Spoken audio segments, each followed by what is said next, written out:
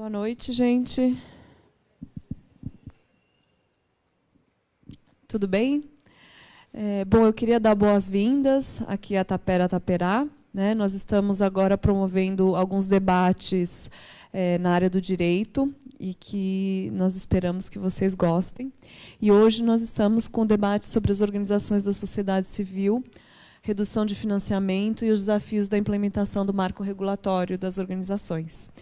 Então, nós contamos com a Janine Mello, com a Laís Lopes, com a Aline de Souza e a Eleutéria Mora, aqui para nos ilustrar a esse respeito.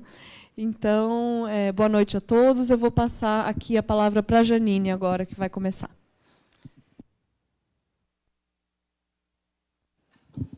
Vamos ver se eu aprendi direitinho a ligar aqui o microfone. Gente, boa noite. Queria primeiro agradecer todo mundo que está presente, a presença de vocês e o interesse. Queria agradecer também o Antônio, o pessoal da Tapera Taperá, por nos receber e abrir esse espaço e essa oportunidade para a gente conversar um pouco com vocês. A ideia é a gente falar de forma bem geral, tá? A gente, a distribuição da publicação foi feita, a gente, inclusive, depois, se alguém ainda não pegou, a gente, no final, vai distribuir. Não tem tantos exemplares, mas a gente tem a publicação também está disponível online, tá? Então, a ideia é para a gente disseminar, divulgar e passar as informações. São informações que a ideia é rodar o mundo mesmo e a gente conseguir... O mundo não, né, gente? Mas rodar, assim... rodar não é o mundo, mas, assim, rodar de forma geral, porque eu acho que são dados bastante interessantes. E a ideia é um pouco hoje, acho que passar rapidamente para vocês quais são os resultados mais importantes dessa publicação. E eu vou tentar ser o menos técnica e chata possível, tá? Então, assim, não vou ficar falando detalhezinhos, então, eu vou falar um conceito mais geral, e aí depois vou passar aqui para a Eleutéria, para a Aline e para... Você que eu conheço há pouco tempo, e para a Laís, que eu conheço há uns 10 anos, E aí... E fala assim, você que eu passei o dia inteiro junto. E para a Laís, e aí a gente vai tratar, acho que, drops um pouquinho de cada coisa, e aí a ideia é ouvir vocês e discutir um pouco com vocês de maneira um pouco mais informal, tá? Então, vocês vão ver que eu falo muito rápido, e eu tenho pouco tempo para falar, então, preparem-se. A ideia geral é a seguinte, a publicação foi feita, eu sou pesquisadora do IPEA, o Instituto de Pesquisa Econômica Aplicada. Dentro do IPEA, a gente já tem uma linha de pesquisa grande, um grupo de pesquisadores envolvidos na discussão sobre OSCs. Então, as OSCs, são basicamente as organizações da sociedade civil. Aí tem uma série de denominações, são as ONGs, são o terceiro setor, tem 1 milhão de possibilidades aqui para essa discussão, mas, de maneira geral, a gente utiliza o termo organizações da sociedade civil. E a discussão feita nessa publicação, ela tem a ver com uma discussão um pouco mais ampla e um contexto maior de tentativa e de esforço de democratização da informação sobre como as organizações da sociedade civil atuam em parceria com o Estado. Então, como é que a gente tem... Porque existem muitos preconceitos em cima sobre a atuação das OSCs. Então, a ideia é um pouco desmistificar e tentar liberar informações e deixar esses dados disponíveis para que a gente consiga fazer um debate um pouco mais qualificado e não só com base no achismo ou na impressão ou no que a gente acha que é o mundo de atuação das ONGs ou das OSCs, o que a gente acha que tem que ser feito ou não tem que ser feito e de que maneira, efetivamente, essas organizações atuam em cooperação com o Estado. Então, quais são as políticas que eles ajudam a implementar, quais são as políticas que eles fazem, os projetos que eles fazem por conta própria. Então, a ideia é um pouco abrir esse debate e ampliar a distribuição dessa informação de maneira mais democrática e aumentar Acho que a ideia mais geral é aprimorar um pouco o debate em relação a isso. A publicação está vinculada também a outras duas questões. Aqui eu vou só fazer uma contextualização geral, ligada a uma ferramenta que a gente tem que se chama Mapa das OSCs, que está hospedada no IPEA, e que tem todas as informações de maneira pública e gratuita de todas as OSCs do Brasil. Então, a gente hoje trabalha com um valor de 820 mil OSCs em atividade no país, e lá vocês vão encontrar qualquer informação de qualquer uma das OSCs que vocês conheçam, ou tem alguém que conheça, e tem todos os dados que a gente puxa já de base de dados públicas. E aí a gente também tem um espaço dentro do mapa para que as próprias organizações informem, deem informações sobre projetos que eles têm feito, como é que é a captação de recursos, áreas de atuação, ou então eu me enxergo como uma OSC que trabalha com educação, mas também trabalho com saúde, também trabalho com uma pauta ligada a direitos humanos. Então, como é que as próprias organizações se veem para além do olhar do Estado sobre elas a partir desses dados públicos. Então, a ideia é que a gente consiga fazer uma composição entre o olhar estatal sobre as próprias OSCs e das OSCs em relação elas próprias e a sua atuação. Então, a ideia é conseguir o mapa dar essa plataforma, e aí ela tem uma série de funcionalidades. Depois convido vocês todos a dar uma olhada. A gente deixa depois o link aqui, é uma coisa interessante para quem tem estudo nessa área, ou tem interesse na área, ou atua. É uma base de dados que a gente né, tem se esforçado bastante para deixar, aprimorar o máximo possível e deixar ela o mais articulada e consolidada possível também, de forma a, né, tornar essa informação mais utilizável, vamos colocar assim, e mais amigável.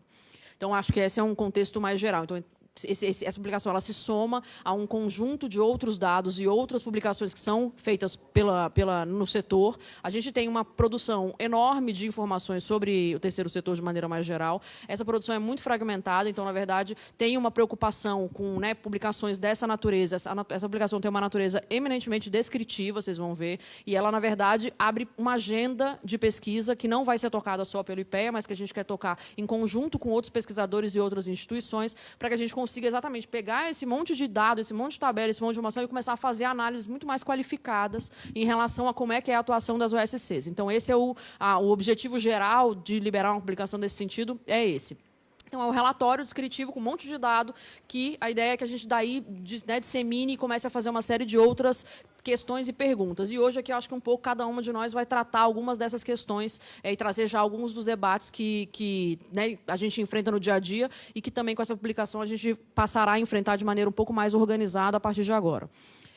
E aí, em linhas gerais, que eu nem sei quanto tempo eu falei já, mas já deve estar na metade, eu queria só dar o panorama mais amplo do que a publicação traz para a gente de novidade. Então, a primeira coisa a gente tem então, né, um número, o conjunto de OSCs com o qual a gente trabalhou é um número inédito. A gente tinha até hoje, com dados do IBGE e os próprios dados que a gente trabalhava no mapa até o final do ano passado, a gente trabalhava com uma quantidade muito inferior de OSCs. A gente trabalhava né, até 2010 com 290 mil OSCs e agora, no final do ano passado, a gente estava em torno de 390. A gente amplia o número, o universo que compõe né, esse grupo como um todo para 820. Isso não quer dizer que apareceram de 6 meses para cá 400 mil OSCs. Né? Então, assim, a ideia é a gente conseguiu melhorar a forma de captar esses dados. Então, essa é uma inovação. Então, esse retrato é inédito nesse sentido. A gente pega um conjunto hoje de informações sobre OSCs que a gente não tinha pegado ainda. E ele mostra para a gente, reitera e reforça alguns dados e algumas análises que a gente já tinha.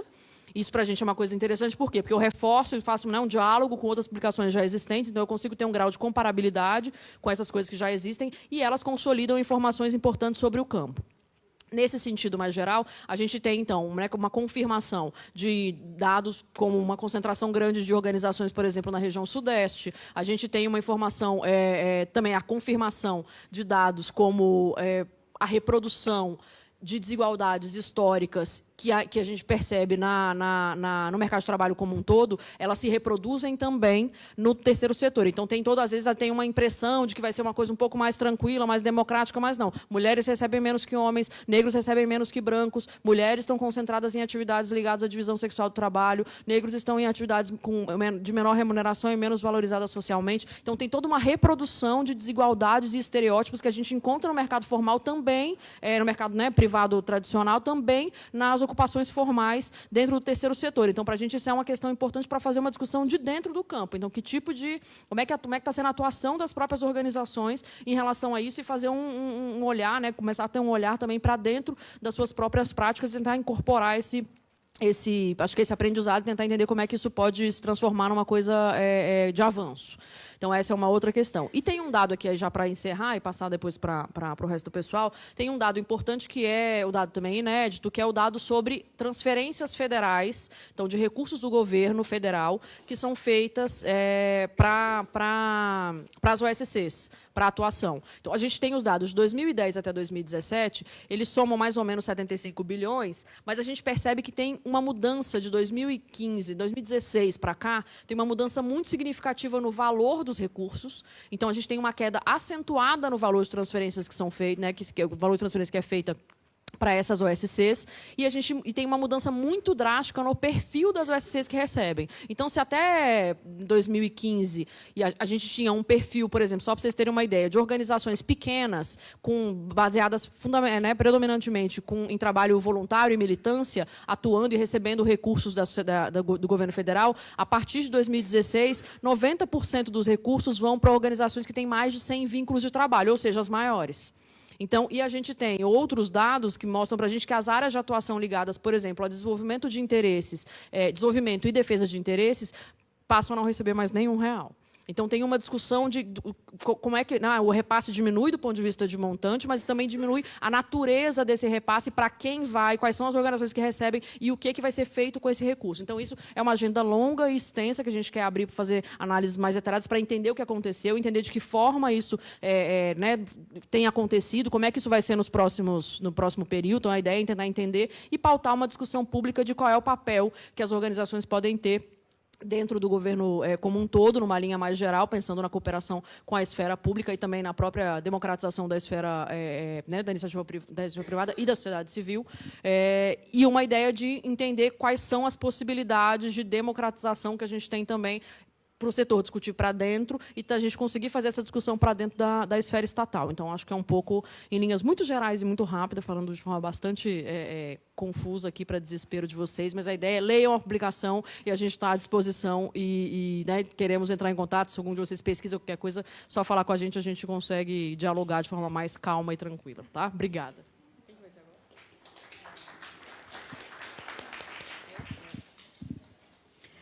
Boa noite, meu nome é Aline, sou pesquisadora na Fundação Getúlio Vargas, nessa área das organizações da sociedade civil. A gente está num batidão hoje de lançamento dessa publicação, foi um esforço bem importante dos pesquisadores do IPEA, começou com o Félix Lopes e agora a Janine fez esse fechamento da publicação. E o IPEA teve uma estratégia interessante de convidar algumas organizações, centros de pesquisa e outros órgãos do governo para participar de um grupo consultivo para ajudar na criação dessa publicação, com algumas análises, e a gente ajudando a fazer a interpretação de alguns dos importantes achados, porque, de fato, várias questões inéditas. Quando a gente estava montando a programação aqui, junto com a Laura, a gente pensou em fazer esse foco da redução do financiamento, porque a gente ficou imaginando que qualquer outro setor que tivesse uma redução tão brusca de financiamento, como aconteceu agora para as organizações, estaria tendo passeata na rua, enfim, muito mais reivindicação. Então, a gente gostaria de dar luz a esse número, porque ele é muito brusco. Então, a Janine explicou, de 2010 a 2017, ao todo foram repassados do governo federal para as organizações 75 bilhões de reais, mas que isso significa menos de 1% do orçamento geral da União, nesse período todo. Tem algumas variações, mas esse que é o número. A quantidade de organizações que recebeu esse recurso público federal durante esse período não chega a 2%. Então, se a gente olhar 800 mil organizações no Brasil, perto de 13 mil é que receberam recurso público federal, pensando o maior pico nessa série histórica. Isso é importante e nos deu uma luz de que, a redução do financiamento público de 2014 para cá foi de 80% a 86%, dependendo se a gente olha federal ou estados e municípios. Então, uma queda de 80% é algo muito importante, muito sério e preocupante. E a gente decidiu olhar aí como é que está com relação a recursos privados nesse mesmo período. A gente não tem a sorte de ter uma fonte de análise tão robusta como o IPEA consegue produzir com dados públicos, mas em alguns censos que estudam o investimento social privado, a gente percebeu uma queda no mesmo período de 30% de recurso para as organizações. Então, a gente está num cenário bastante preocupante de sustentabilidade. Já é histórico, essa dificuldade em relação a financiamento, a questão de projetização, de depender de projetos e por aí vai. Mas preocupa bastante essa redução do repasse de recursos públicos, ainda mais sabendo que muitas das áreas de atuação das organizações são para questões muito importantes da vida da sociedade: saúde, educação, assistência social. Então, realmente é uma informação que preocupa e que a gente precisa debater sobre ela, porque, por mais que tenha uma clareza, né, de uma grande mudança no governo federal desde o impeachment, golpe, enfim, também para estados e municípios é algo que a gente tem querido entender mais o que está acontecendo. Por quê? Tem essa mudança de tipo de área de atuação, para onde está indo o recurso. Então, a gente sabe que sempre é uma questão de escolha política, mas tem algo também que, questões de natureza continuada, defesa de direitos, pode ser muito o risco, né, assim, a consequência de uma redução de financiamento dessa forma tão brusca, pode ser bastante perigoso para a sustentabilidade das organizações que trabalham nessas áreas, né? E no atendimento a pessoas que também recebem prestação de serviço nessa área. E aí, fazendo um gancho com outro tema que a gente pensou em trazer para esse debate de hoje, é que, próximo a esse período de 2014 para cá, teve a entrada em vigor de uma legislação que está chamada de Marco Regulatório das Organizações da Sociedade Civil. Em termos gerais, para compartilhar com quem não acompanhou a criação dessa agenda, foi uma reivindicação de uma série de organizações que se reuniram numa plataforma por um novo marco regulatório, que reivindicaram desde 2010 a criação de uma legislação melhor, de leis melhores, mais seguras, mais transparentes, para regular a relação de repasse do poder público para as organizações. Tinha um cenário de muita insegurança jurídica, legislações muito pouco detalhadas, que faziam com que a regra do jogo pudesse mudar a qualquer momento. Então, muitas organizações tiveram que fechar suas portas, porque, na hora de parcerizar com o gestor público, era um combinado, e, na hora da prestação de contas, tinham muitas glosas nas suas prestações, dizendo que não podia ter pagado aquele pessoal, e por aí vai, com interpretações muito equivocadas, e que, num diagnóstico, foi percebido que era por falta de uma legislação adequada. E aí, por isso, diversas organizações, e junto com a Secretaria-Geral da Presidência da República, diversos ministérios, depois no Congresso Nacional, trabalharam numa legislação que pudesse, em âmbito nacional, fazer uma grande mudança sobre regras de repasse para as organizações. Então, em 2014, a lei foi sancionada, entrou em vigor de maneira faseada, né, primeiro para a União e para os estados, e depois para os municípios, agora no começo de 2017. E essa é uma lei que muda bastante a estrutura, principalmente para a administração pública, também para as organizações, mas principalmente para a administração pública, porque é uma lei que pede, olha, não dá mais para repassar recurso para a organização que o prefeito queira. Ele precisa justificar publicamente. Então, a regra geral é chamamento público. Parece um absurdo, mas, embora vários entes federados já tivessem essa prática, não era algo exigido. Então, a gente estava aí há quase 30 anos trabalhando num cenário de legislação em que podia sujeitar a questionamentos de legalidade, moralidade e por aí vai no repasse de recursos, né? Então, essa lei veio trazer essa exigência do chamamento público como regra geral, plano de trabalho, prestação de contas de uma maneira mais sistemática, e clareando várias questões que estavam doendo mesmo nas organizações, do tipo comparação equivocada, como se as organizações tivessem que ser como prefeituras para receber um recurso público. Então, uma mudança muito grande para a administração pública que estava acostumada a fazer de um jeito muito mais precário. Isso não quer dizer que as parcerias em si tivessem um grande problema, mas elas não estavam bem abarcadas, né, bem seguras em termos de termos, né, de contrato e por aí vai. Porque, de fato, se a gente for olhar em termos de colaboração para a execução de política pública, tem aí diversos exemplos do trabalho importantíssimo que diversas organizações têm desenvolvido nos últimos anos, não só pela própria execução de algum tipo de parceria com o poder público, mas até na inovação, apresentando pautas para criar políticas que depois pudessem ser escaladas, né? Então, o exemplo da política para a prevenção de HIV e AIDS é muito importante, né? Um exemplo de que o movimento social, organizações, principalmente de origem LGBT, que bateram na porta do governo e apresentaram soluções, tanto na área de saúde quanto de assistência, né? E que acabou virando uma política pública bem estruturada, com todos os desafios que tem, né? Mas que mostra aí o protagonismo de organizações para também colaborar na criação de política pública. Essa é uma legislação que muda muito a regra do jogo, e que a gente sabe que ela tem um desafio agora da sua implementação e regulamentação nos estados e municípios, no próprio governo federal. Então, refletir sobre esses temas hoje aqui com vocês, e quem tiver de casa também puder auxiliar nessa questão, é importante porque a gente está num cenário, então, de uma redução muito grande de recursos, então a gente precisa realmente levantar um alerta de como fazer a reação e reivindicar, inclusive, a importância da participação social das organizações na execução de política pública, né? Então, é direito, faz parte da democracia poder acessar recurso público. Então, tem esse desafio. E, em relação à legislação, também, como ela vem trazer algo tão importante para o setor, como fortalecer a sua implementação, é algo que eu queria colocar para o debate, para a gente fazer todos juntos. Quem é?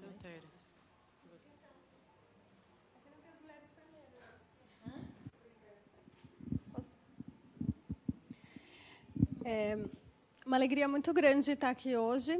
Gosto muito desse espaço, a Livraria Tapera Taperá, Associação Cultural. E tenho visto muitos bons debates acontecerem aqui, então fico muito feliz de estar hoje também participando desse bom debate aqui, de alguma forma, do outro lado, né?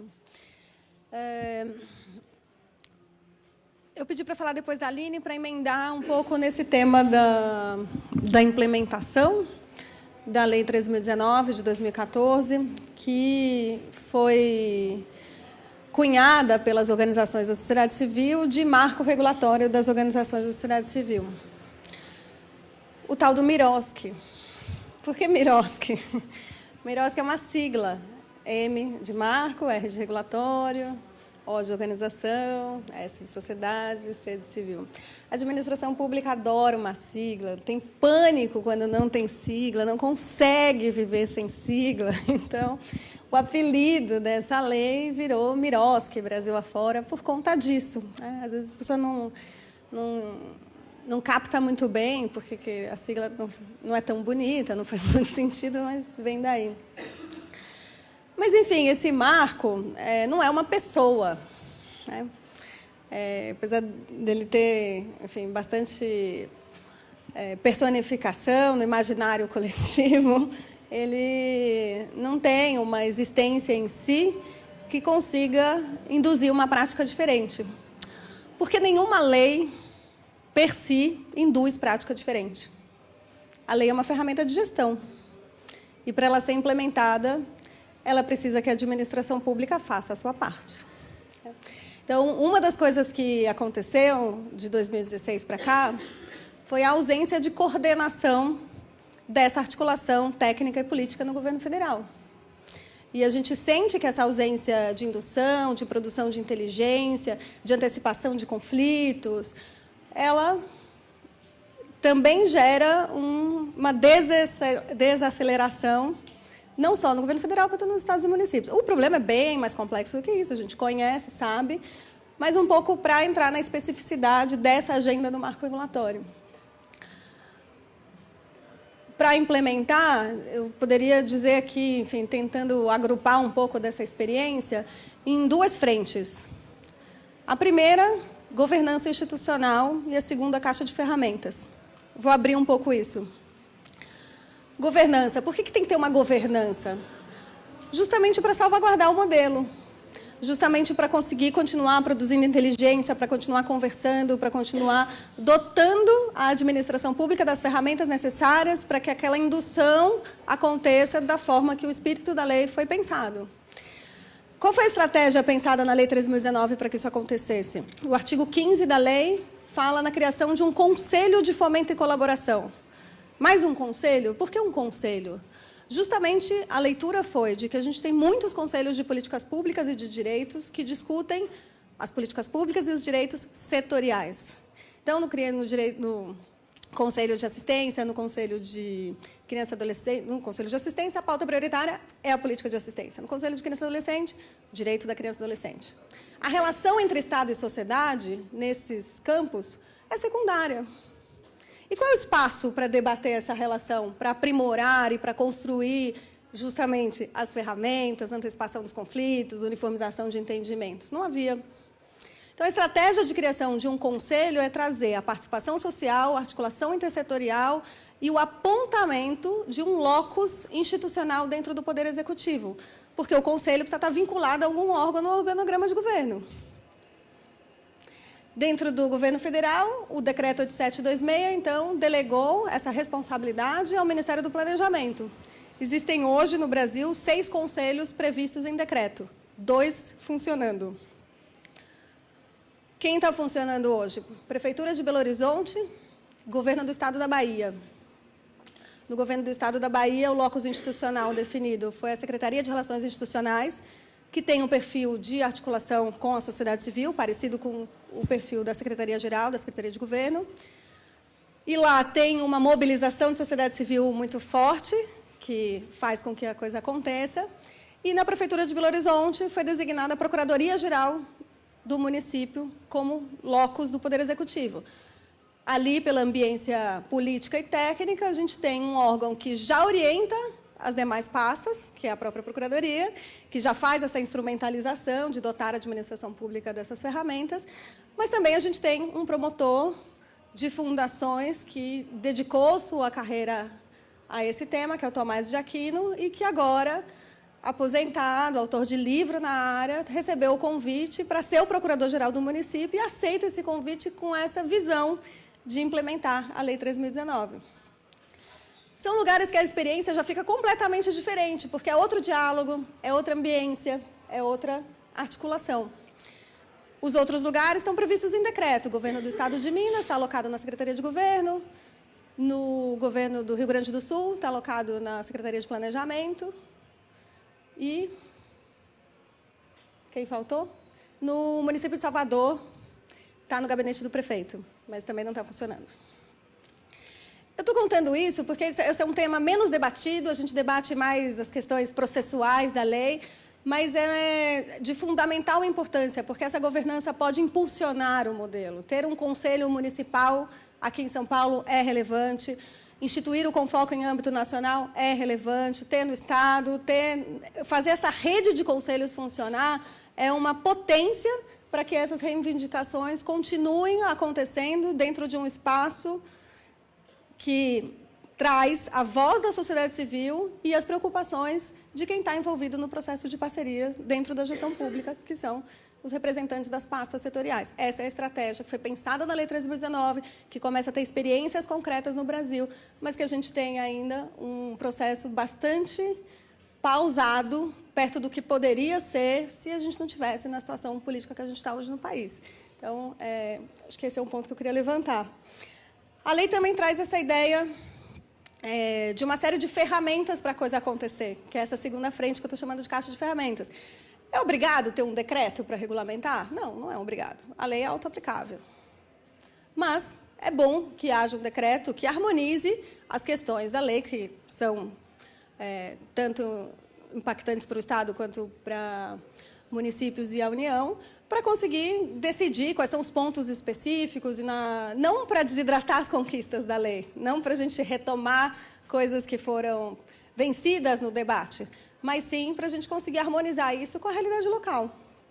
E, na realidade local, a gente tem lá a definição de uma plataforma de gestão eletrônica para prestação de contas, que seja, inclusive, com dados abertos, acessíveis a todos os cidadãos, e isso é um desafio. O SICOMV, hoje, no âmbito federal, não está aberto para adesão dos estados e municípios, ele pode ser uma inspiração para a criação de plataformas próprias, mas ele tem regras de negócios do próprio sistema que não permite que ele seja utilizado pelos demais. Então, ele é uma experiência bastante exitosa, mas que a gente tem aí um desafio grande para estados e municípios em relação a isso. Manual de parceria. A lei fala que a administração pública tem que instituir manuais, e se esses manuais forem modificados, tem que avisar.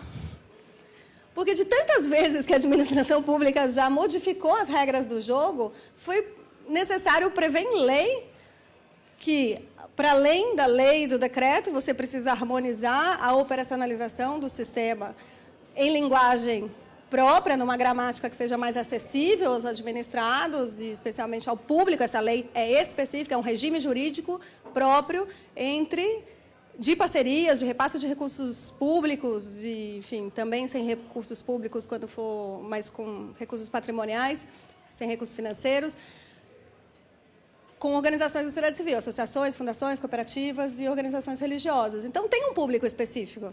Né? A gente conhece quem é o ator do outro lado. E é isso que a lei trouxe de especificação de ferramentas para que a coisa aconteça de uma forma mais apropriada e mais adequada. Enfim, capacitação como obrigatória, artigo 7º da lei fala de capacitação. Para que a lei tem que falar de capacitação? Pela ausência de capacitação anterior, e pelo debate, pelo embate de que, enfim, as próprias instituições de Estado que prestam os treinamentos para servidores públicos não necessariamente deveriam atuar também para as organizações da sociedade civil.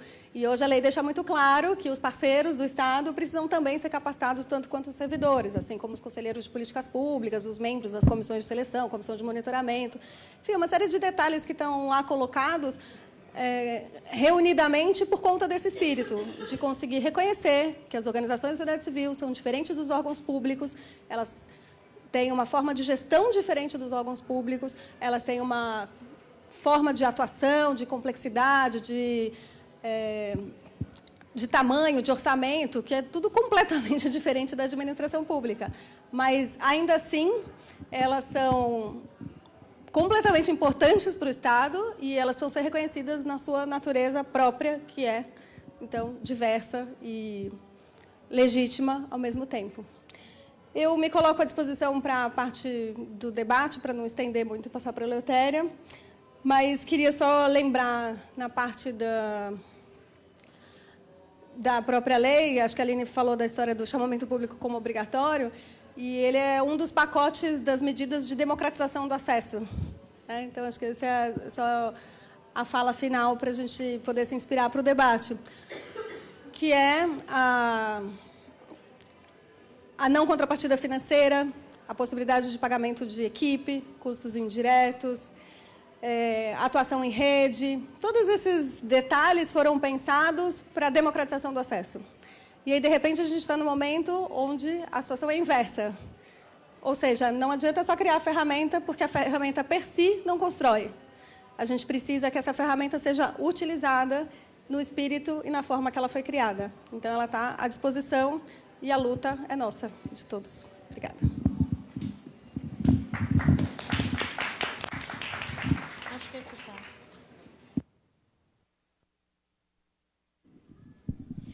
Então, boa noite a todas e a todos. Tudo bom, Aguinaldo? Obrigada por me convidar. Então, deixa eu falar quem eu acho que eu sou. Qual é o lugar da minha fala, de que lugar eu falo. Eu sou cearense, moro no Rio de Janeiro há 31 anos, sou feminista e coordeno uma organização feminista no Rio de Janeiro, Casa da Mulher Trabalhadora, e sou diretora da ABONG. Por que eu estou nessa história, né? Poderia não estar? Eu vou fazer uma pergunta para a gente pensar. Nós estamos falando de acesso a recurso público. Nós estamos falando de organizações da sociedade civil. Para qualquer ideia que a gente tenha de transformação ou de fazer algo, seja para quem acredita na revolução, que bota tudo para baixo e vai mudar, seja para quem acha que vai mudar a partir das ideias pequenas, daquela mudança do cotidiano.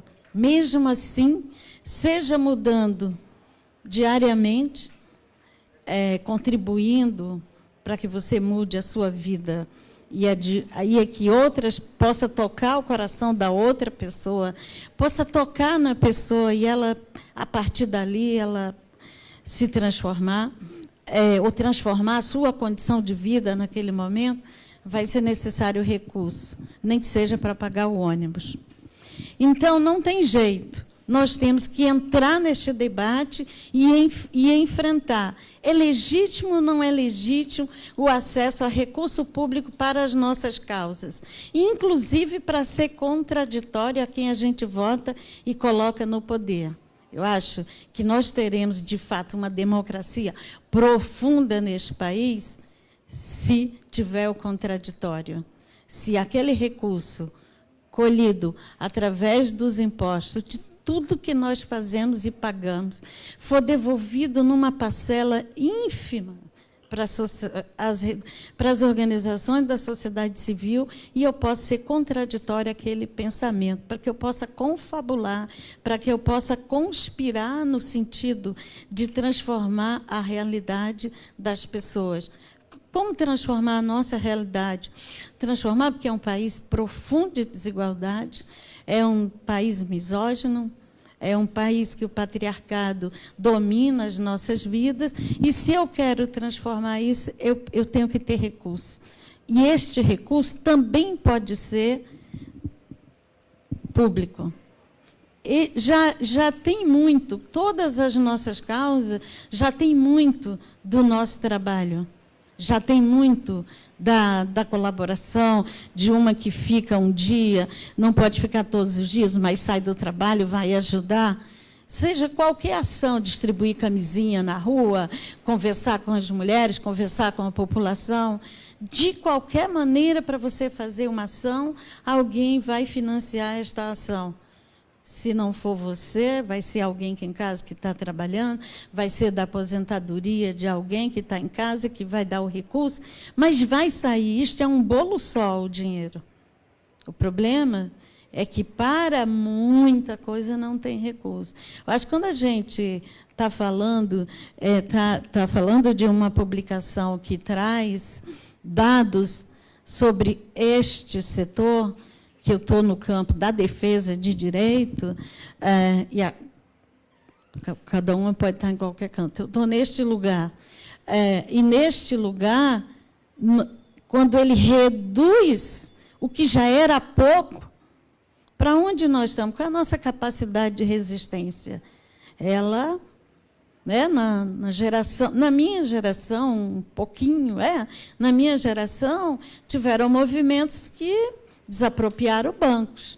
Nós estamos dizendo, não, nós estamos dizendo agora, sim, não, é possível abrir edital, tem recurso, não me fale nessa história, para apoiar as nossas causas. Mas quem são essas causas? Quem serão beneficiados? Nós, evoluindo, avançando nas nossas ideias, na nossa conspiração de transformar esse país para a juventude que está aí, e já pensando que esta juventude tem já a responsabilidade de construir um novo país, uma nova sociedade para o que virá. E vamos pensando um pouco, porque falam, né, de ONG, Organização de Sociedade Civil, OS, fundações, é um mar imenso de siglas, mas a Lei 13.019, ela é uma lei muito didática, porque ela fala muito diretamente para as associações, as organizações. O que são essas associações? É as nossas conspirações de se juntar por uma ideia, e ali se institucionaliza ou não se institucionaliza. No caso da lei, está trabalhando com organizações que têm o CNPJ, as fundações, as cooperativas de trabalho, as cooperativas de vulnerabilidade social, e também as entidades não religiosas no culto, mas que desenvolve, que tem ideologicamente algum pensamento. Essa lei abrange isso. Agora, tem uma questão que eu coloco para o debate e que a gente ainda tem que aprofundar para quem já vem de muitos conselhos. A lei traz os conselhos, mas como a gente tem que fazer revisão, como esse país está funcionando, nós vamos ter que pensar, de fato, porque eu não quero participar de conselho consultivo, eu quero participar de conselho deliberativo, conselho que muda, e não para eu chegar lá e ter que assinar rápido, porque senão o recurso não é liberado para a saúde, para a educação. Então, se é para ter conselho, não agora, porque tem eleição, porque a gente tem que cuidar nossas energias agora, é lá fora. Não para botar nossas energias num conselho que vai nos consumir. Eu sou contra, e eu vou falar isso, Laís sabe disso, e também não tem que pedir permissão a Laís, né? Não, assim, como sociedade civil, não temos que gastar nossa energia agora para isto. E se é para ser conselheira, que a gente tenha algum poder. Porque nós estamos lá representando a sociedade civil. E eu não quero lá para ser figurativa. Não tenho mais idade para figurar em lugar nenhum. Tenho idade para ter energia da minha idade para transformar. Porque, enquanto tem vida, a gente pode mudar. E as organizações de sociedade civil são uma potência imensa. Nós precisamos aprofundar esse debate. Nós precisamos conhecer o que essas organizações fazem. Faz o trabalho do Estado? Eu não faço trabalho do Estado, mas é possível a gente estar numa organização, é possível no nosso país nós estarmos numa organização e, exatamente nos momentos de crise, como nós estamos vivendo agora, não acolher uma mulher.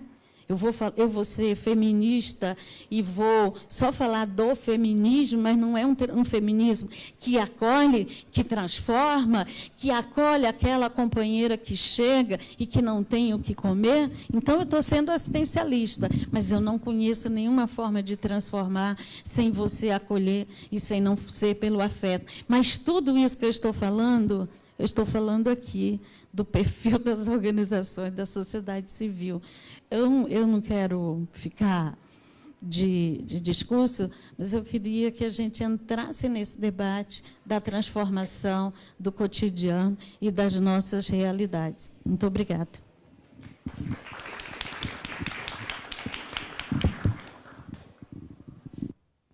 Então, agora vamos passar para uma rodada de perguntas e comentários, né? Alguém aqui presencialmente tem alguma pergunta? Espera aí, primeiro Antônio, depois tem uma aqui que já chegou do pessoal de casa.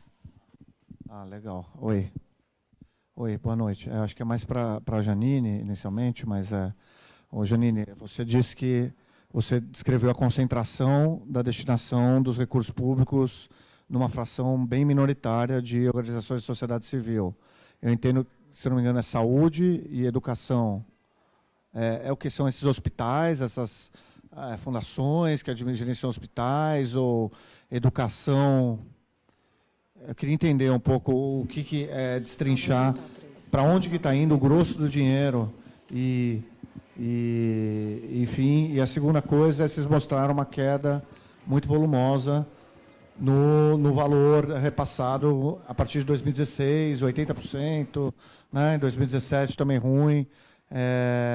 Isso se deve ao ajuste fiscal, né?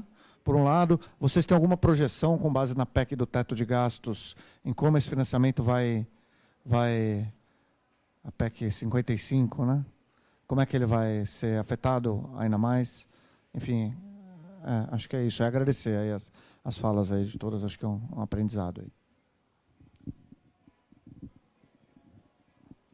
Vamos fazer uma rodada de 3, daí depois... Boa noite.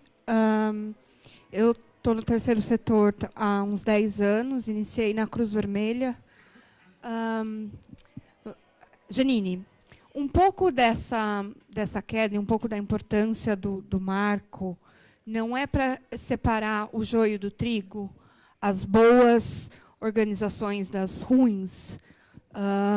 Por exemplo, nós tivemos o problema da LBV, nós temos as Cruz Vermelhas do Brasil inteiro com vários casos de corrupção, de desvio, de roubo. Então, o marco pode ter um excesso de burocracia ou não, algumas coisas que engessam as menores organizações, mas tem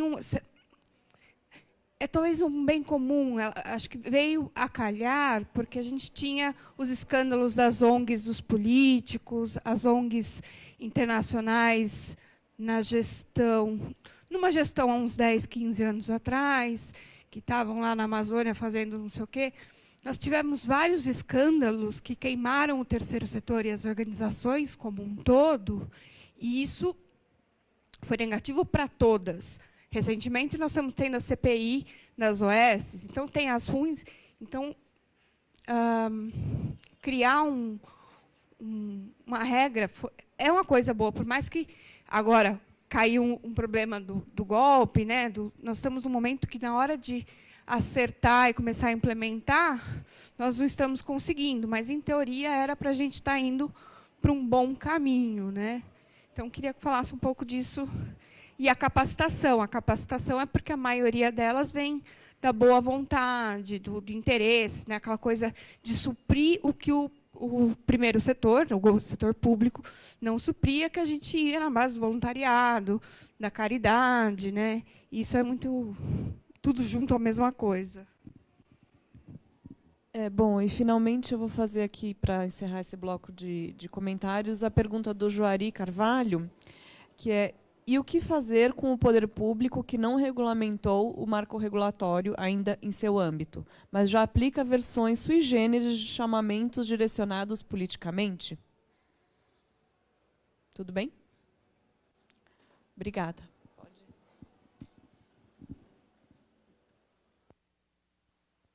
Bom, vamos lá. Antônio, te respondendo aqui. Primeiro, eu vou falar e depois eu vou passar para a Laís, aí depois também, se a Aline e a Leotéria quiserem comentar, para a gente ver mas eu acho que tem uma parte aqui que a Laís pode ajudar bastante, em especial agora na pergunta do Joari, tá? A Laís, eu vou te passar.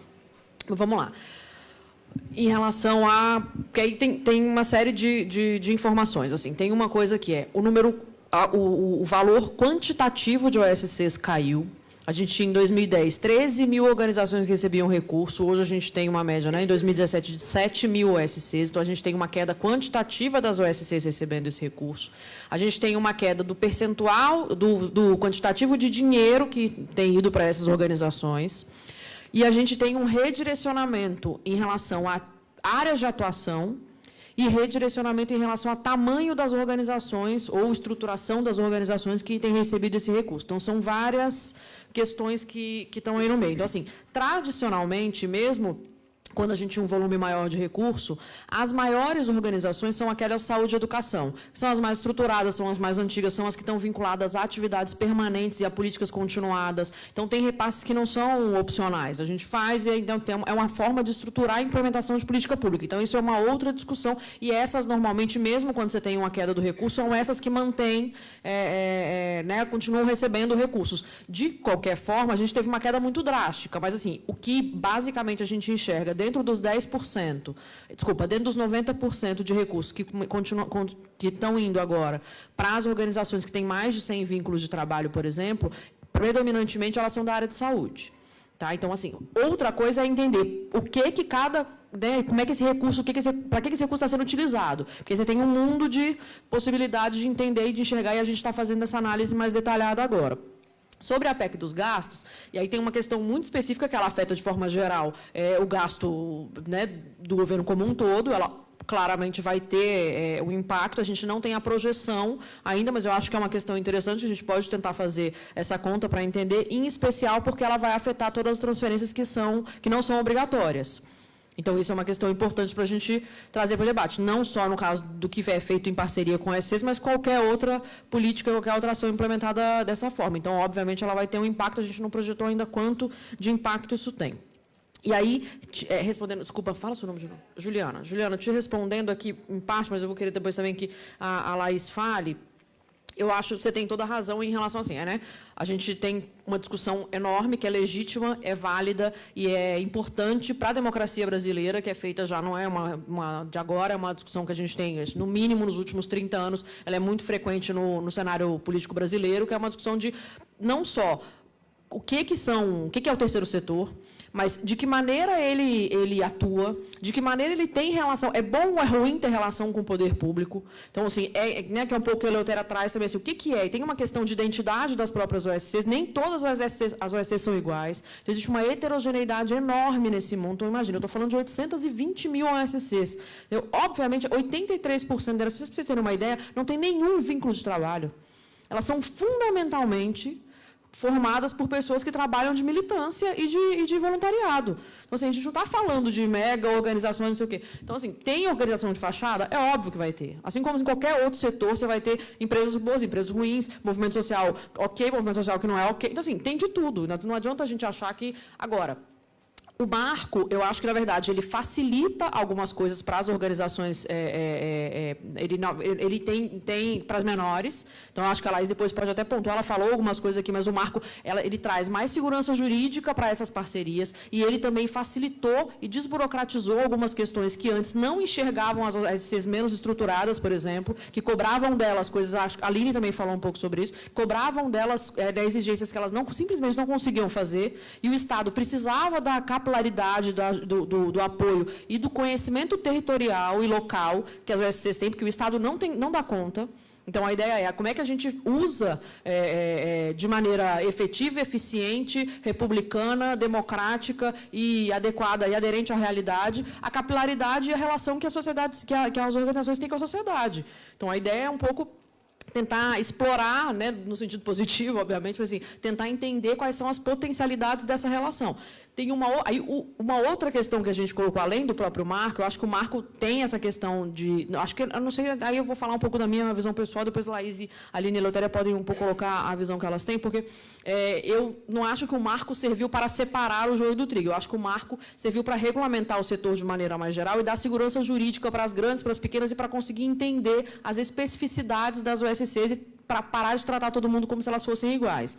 Eu acho que, por exemplo, a ferramenta do mapa das OSCs é uma ferramenta que tenta ser uma vitrine e tentar ajudar aquelas, né, OSCs que têm uma experiência e uma trajetória já de longa data, que já fizeram uma série de projetos com governos federais, estaduais, municipais ou por conta própria, têm uma história, têm uma trajetória, são organizações legítimas, que têm uma entrada na sociedade. Essas organizações, elas têm que ser identificadas, elas têm que ser reconhecidas socialmente. Então, assim, se eu tenho uma ONG de fachada, ela, a priori, não vai estar na base da Receita Federal, ela não vai ter tido nenhum tipo de contrato com ninguém. Então, assim, se ela não está no mapa das OSCs, por exemplo, ela pode não ser formalmente regularizada, né, legalmente, isso não é nenhum problema, porque aí a gente tem uma infinidade de outras iniciativas, movimentos, organizações e coletivos que não necessariamente precisam estar enquadrados dentro do, né, do ponto de vista legal, dentro desses critérios.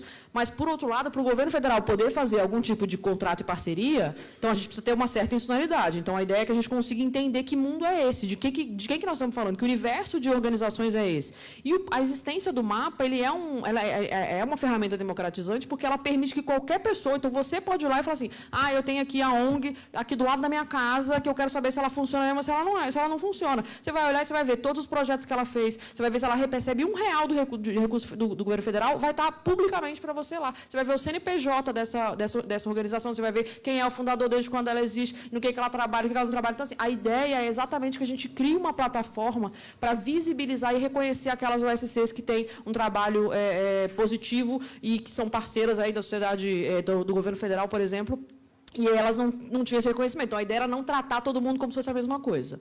Tá? Então, acho que tem um pouco a discussão do joio do trigo, acho que ela é complexa e ela tem uma série de nuances aí no meio. Tá? Laís, vou passar para... Tem mais grãos do que só joio e trigo. Né? Mas você sabe que uma das estratégias desse trabalho que a gente fez à época na Secretaria-Geral da Presidência era justamente de entender que não bastava ter uma mudança normativa, se isso não viesse aliada a uma mudança também dos conhecimentos sobre o universo das organizações de sociedade civil, porque a gente estava falando de um resgate da confiança pública da sociedade nas suas próprias organizações, né? E quando a gente até cunhou uma expressão que chama criminalização burocrática, que, na ausência de regras próprias, essa insegurança que a Aline mencionou aqui, gerava essa criminalização burocrática. uma possibilidade de perseguição política por conta da ausência de regras. Então, porque você contratou tal pessoa, não poderia ter contratado, e aí você tem que devolver o dinheiro, e, obviamente, esse dinheiro não desapareceu, ele foi aplicado porque ele pagou as pessoas que efetivamente trabalharam. Então, muito da desmistificação por meio da norma, quando a gente trata desse assunto, foi de tentar tirar esses obstáculos que criminalizavam as organizações e completar essas lacunas, esses vazios que deixavam margem para essa discricionariedade da administração pública. Por isso, a lei tem excessivas regras que chegam em minúcias que vão tentando dar conta dessas questões que você menciona. Mas, na verdade, enfim, é impossível dar conta de todas as situações. Eu brinco que a gente resolveu todos os problemas que eram conhecidos até então e que agora a gente está criando novos problemas. Porque, enfim, a lei, quando ela é criada, ela é do mundo, né? Ela não é mais só de quem trabalhou na sua elaboração. Então, as interpretações que são dadas, às vezes a gente vê e fala, nossa, mas não é isso. Como é que você está pensando isso? Mas, enfim, não foi isso que foi pensado, mas quando você toma contato com o texto, sem necessariamente entender o contexto, você pode achar que o espírito da lei é diferente. Por isso que a gente sempre tenta resgatar o contexto, a gente sempre tenta resgatar uma visão mais sistêmica e uma interpretação mais harmônica para entender que, enfim, ela tem uma lógica própria que é diferente e justamente ela vem não necessariamente para separar joio do trigo, mas ela vem para fortalecer, para valorizar, para reconhecer essas especificidades das organizações da sociedade civil. Ela muda muito menos para as organizações e ela muda muito mais para a administração pública. A grande mudança de cultura é na administração pública, que estava acostumada a fazer discricionariamente, do jeito que achava que deveria fazer, na modalidade de convênios, que foi criada para descentralização de recursos públicos entre órgãos públicos e que, como entre órgãos públicos, atrai todo o regime de direito público, tentando trabalhar a lógica das organizações como se elas fossem órgãos públicos. E aí, obviamente, que isso, enfim, gerou uma série de problemas. Tem uma pesquisa da ANDI, que é a Agência Nacional dos Direitos da Infância, que foi feita junto com a Plataforma para um Novo Marco Regulatório, que ela é bem interessante, porque ela faz uma análise da cobertura de mídia num determinado período de 5 anos, e sei que se interessa por esse tema da criminalização. Ela, enfim, em brevíssimas linhas, ela coloca um pouco que tem, enfim, a ausência de debate estratégico sobre isso.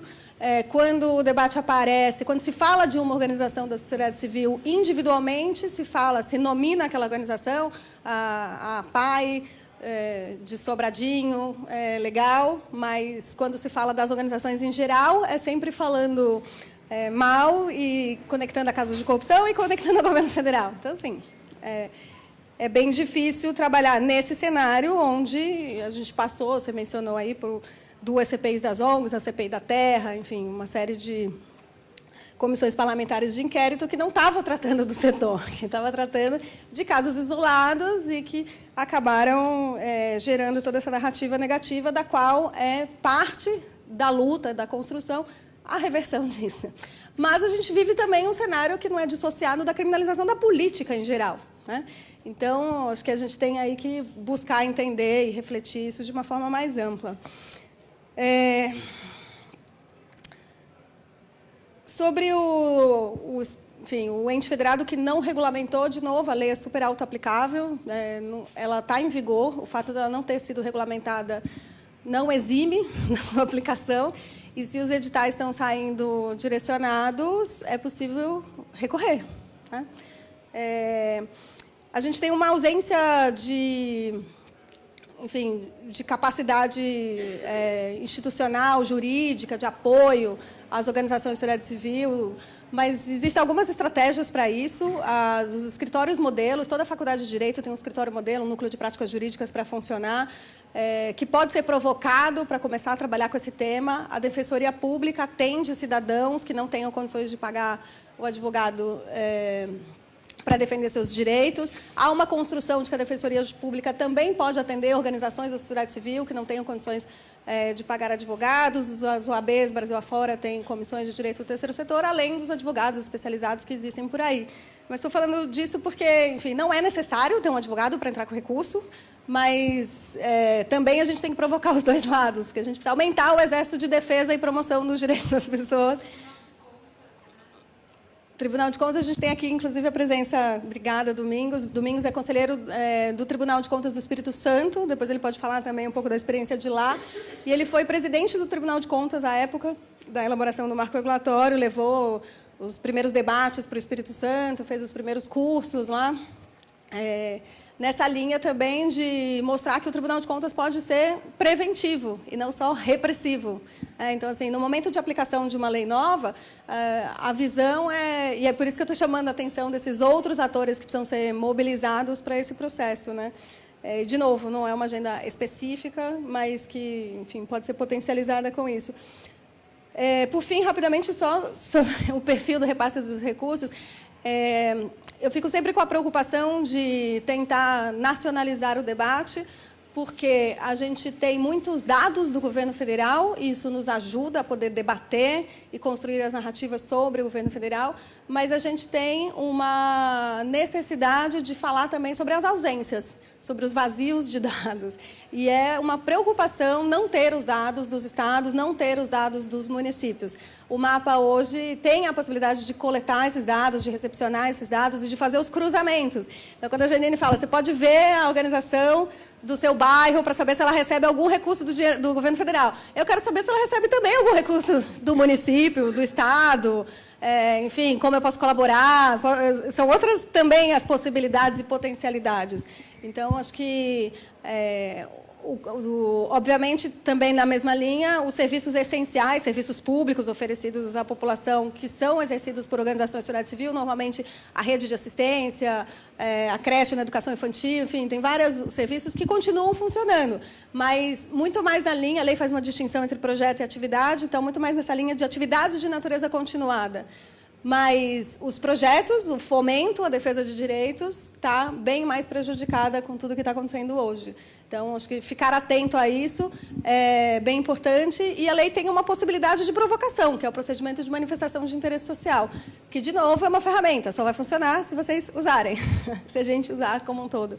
Então, é possível demandar do Estado, e aí a pergunta que veio de casa, né, online, além de recurso no próprio edital em específico, você pode também apresentar demandas como se fosse uma espécie de orçamento participativo, né? Demandas ao Estado a partir de diagnósticos de situações que você acha que requerem investimento, que requer a possibilidade de parceria dentro daquela área em específico. Para isso, existe o procedimento de manifestação de interesse social.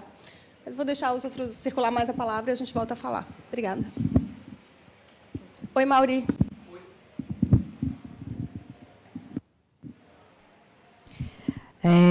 Eu queria fazer uma contribuição com dois temas que passam por todas as falas, né?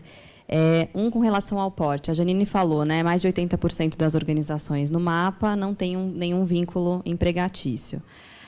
Isso não quer dizer que esteja todo mundo ali trabalhando como voluntário. Então, acho que a gente precisa atualizar essa reflexão. Por quê? E aí também, e é interessante a gente estar fazendo esse debate com o viés, né, do direito, que é reconhecer que, durante muito tempo, a legislação fez com que as organizações tivessem que se estruturar dessa forma, com muita característica do voluntariado.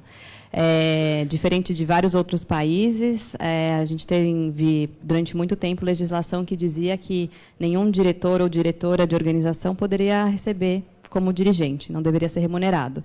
Então, vocês imaginem, né, como fazer uma boa gestão de uma organização se a pessoa não pode estar ali recebendo por aquilo. Então, isso, e aí também, com todas as questões dos problemas da legislação anterior ao marco regulatório, fez com que tivesse uma precarização muito grande com relação a esses vínculos empregatícios, vínculos de trabalho nas organizações. Então, é só uma sugestão de que, quando a gente apresenta esse número, não quer dizer que estejam todos ali apenas na militância. Acho que tem algo também de entender como, de fato, estão estruturados estruturado o dia a dia de relação de trabalho nas organizações, né? E reconhecer que é muito recente a alteração da legislação que permitiu, por exemplo, a remuneração de dirigentes e que está em debate, inclusive, possibilidades de aperfeiçoamento. Então, eu acho que a gente tem ainda um tempo para observar o que vai acontecer agora em que o setor pode, de fato, se estruturar de uma maneira melhor, em termos de remuneração das suas pessoas, enfim. Isso para dizer... Um adendo, desculpa. A gente está falando um pouco dos dados, né? Mas, enfim, como a gente está falando da publicação específica, esse tema é bem relevante porque a publicação traz média salarial. E vocês vão ver que a média salarial são tudo de funções auxiliares, porque justamente como era proibida a remuneração de dirigentes, a gente não tem salário de coordenação de gestão, não tem, enfim, esse tipo de salário não existe, não aparece. Então, daqui a uns 10 anos, 5, 10 anos, a gente vai ter mais informação sobre isso, isso vai poder mudar um pouco o cenário, mas são coisas que estão em processo de... Então, só para... E aí, por que essa discussão do porte das organizações, para mim, é importante na hora que a gente olha a transferência de recurso público? Para a gente não cair numa tentativa de visão de que uma relação de parceria com a organização é única e exclusivamente para apoiar numa execução de política pública. Então, por isso, ela tem que ser muito grande, com um porte histórico de atuação de muitos anos e por aí vai. Existe uma dimensão importante que apareceu no marco regulatório, num termo legal, que é chamado de termo de fomento. Então, essa dimensão de fomentar iniciativas. Então, não é que o poder público repassa aquele recurso, aquele dinheiro, recurso público, para que a organização execute a política do jeito que o Estado quer, atendendo tantas pessoas, com aquele equipamento público, por aí vai. Tem um espaço da gente reivindicar a legitimidade de acessar recurso público para fomentar aquilo que é de interesse social e que não necessariamente está ali fazendo uma execução de política pública e, para isso, exigir que uma organização tenha um porte tão grande, por aí vai. Então, tem até, assim, isso é resultado de uma pesquisa anterior a todo esse processo do marco regulatório, que foi uma escuta de gestores públicos, perguntando por que você acha bom fazer, vantagens e desvantagens, né, de fazer parceria com a organização da sociedade civil. E aparecia entre os 4 primeiras vantagens o reconhecimento de que só pela legitimidade local daquelas organizações era possível executar aquela ação, principalmente na área de defesa de minoria, direitos de minorias, quilombolas e por aí vai. Não adianta chegar a qualquer gestor público lá direto do gabinete que não vai conseguir fazer aquela aproximação necessária para qualquer tipo de atuação, seja de sensibilização para algum tema, seja até introduzir algum tipo de prestação de serviço, né? Então, eu acho que isso é importante. A legislação tentou permitir esse acesso também para as organizações pequenas, e eu acho que é importante a gente refletir e defender esse espaço legítimo de acesso a recurso público, mesmo sem ter um porte tão grande, porque é para um outro objetivo que o acesso do recurso público tem que dar para esse tipo de organização.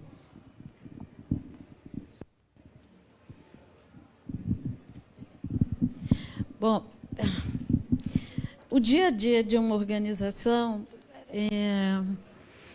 ele é muito rico e é de muito trabalho. Então, se a gente for falar entre as organizações, que na sua maioria são de... Não quero usar a palavra porte, porque me lembra outras coisas. Se a gente for pensar que cerca de 80% das organizações do universo que nós estamos falando, que é a da Lei 13.019, são organizações que trabalham com parte da militância, voluntariado e outras estão recebendo por MEI, como prestadoras ou prestadores de serviço. Essa é a nossa realidade, mas trabalha todos os dias. E a instituição, seus dirigentes, ficam... nem passa na cabeça de que aquilo pode gerar um passivo para a organização, no sentido de se sair, se quiser colocar na justiça. Mas acabam se arriscando porque acredita naquilo que está fazendo, e o que está fazendo a diferença.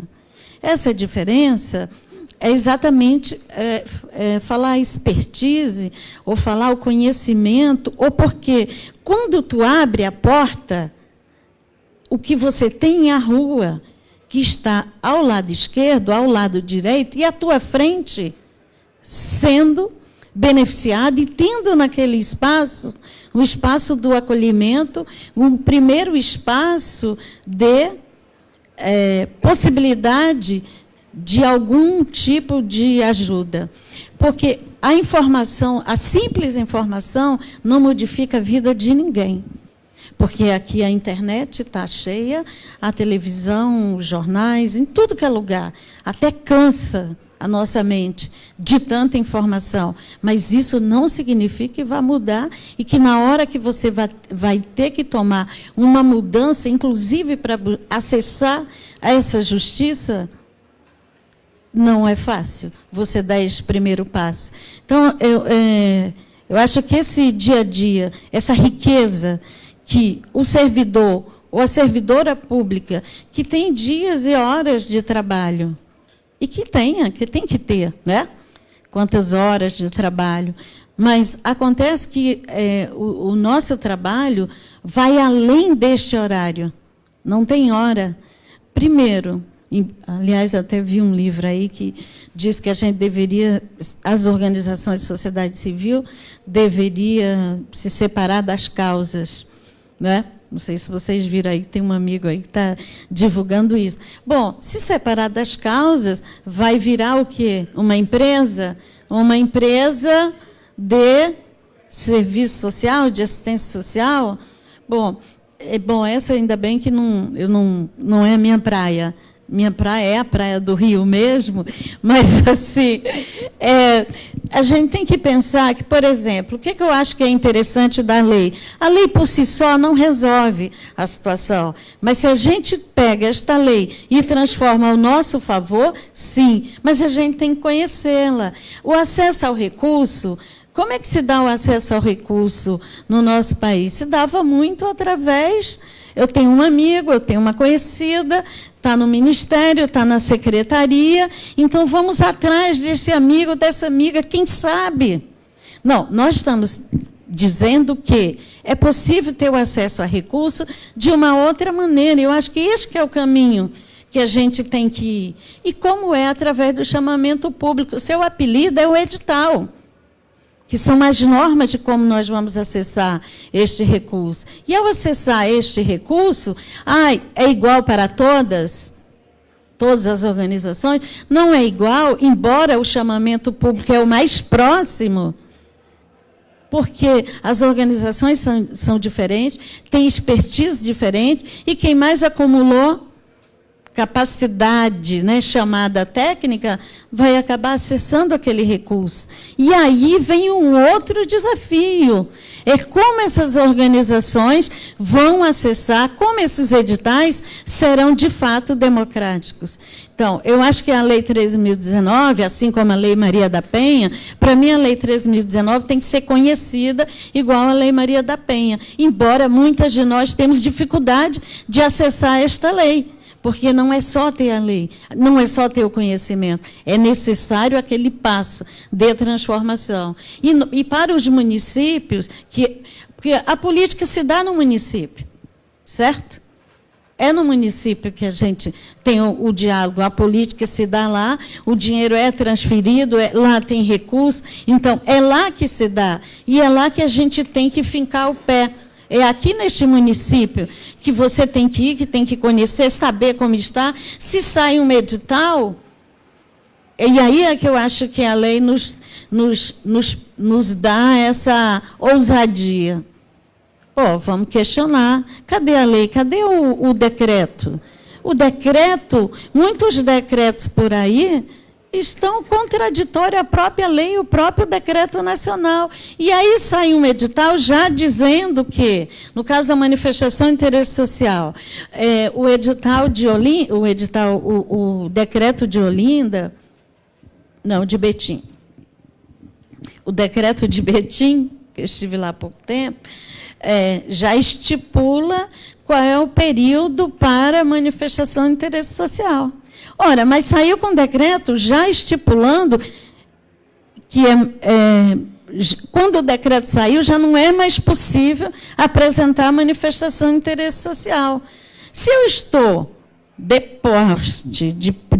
posse desta informação, eu, como cidadã, eu vou lá, não é o Ministério Público, aonde quer que eu vou? Isso está errado. Como é que eu saio com um decreto que publico e já, nessa publicização, você tem um período do ano que é possível apresentar a manifestação de interesse social e este decreto já sai com uma data posterior à data que é possível. Então, são essas... É um campo tão grande, são tantos municípios que, para a gente pegar em cada município e olhar o que está acontecendo, nós não damos conta. Mas quem está no município pode dar conta, sim. Pode ir na organização, pode ir como cidadã, como cidadão, e dizer isso está errado, pega o decreto nacional. Isso pode fazer pela internet, que está aí à disposição.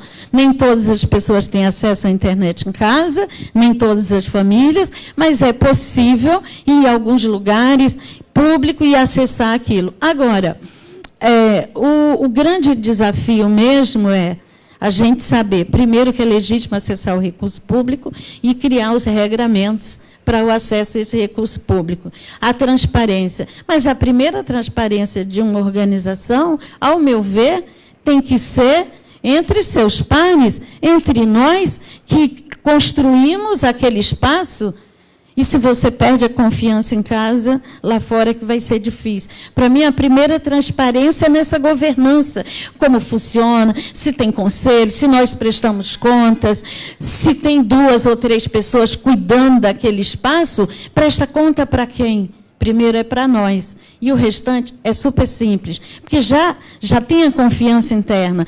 E é só colocar nos espaços. E aí eu acho que o portal que eu tenho usado nas formações que eu tenho feito, na rede de bibliotecas comunitárias, e tem sido uma ferramenta que nos 9 municípios que eu passei não conhecia. Então, foi super importante abrir, procurar identificar a sua organização, é muito bom. Você vai lá, põe o nome da organização, dá um trabalhinho, porque o mapa, já como eu estou testando, então já vou falar, o mapa ele precisa de uma internet boa.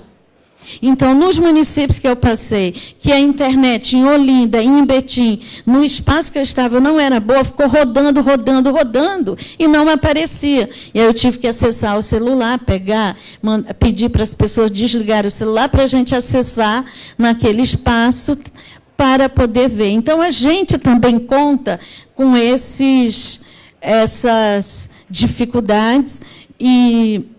Para mim, a política é na prática, para mim, esse acesso a recurso é na prática, e ele só tem sentido se for para transformar a realidade das pessoas e enfrentar a desigualdade deste país, de gêneros, do racismo, LGBTI, né? Esses são os desafios imensos, e de muita fome, muita pobreza que o país tem por esse país afora. Só tem sentido o marco regulatório se for para essa transformação. Obrigada.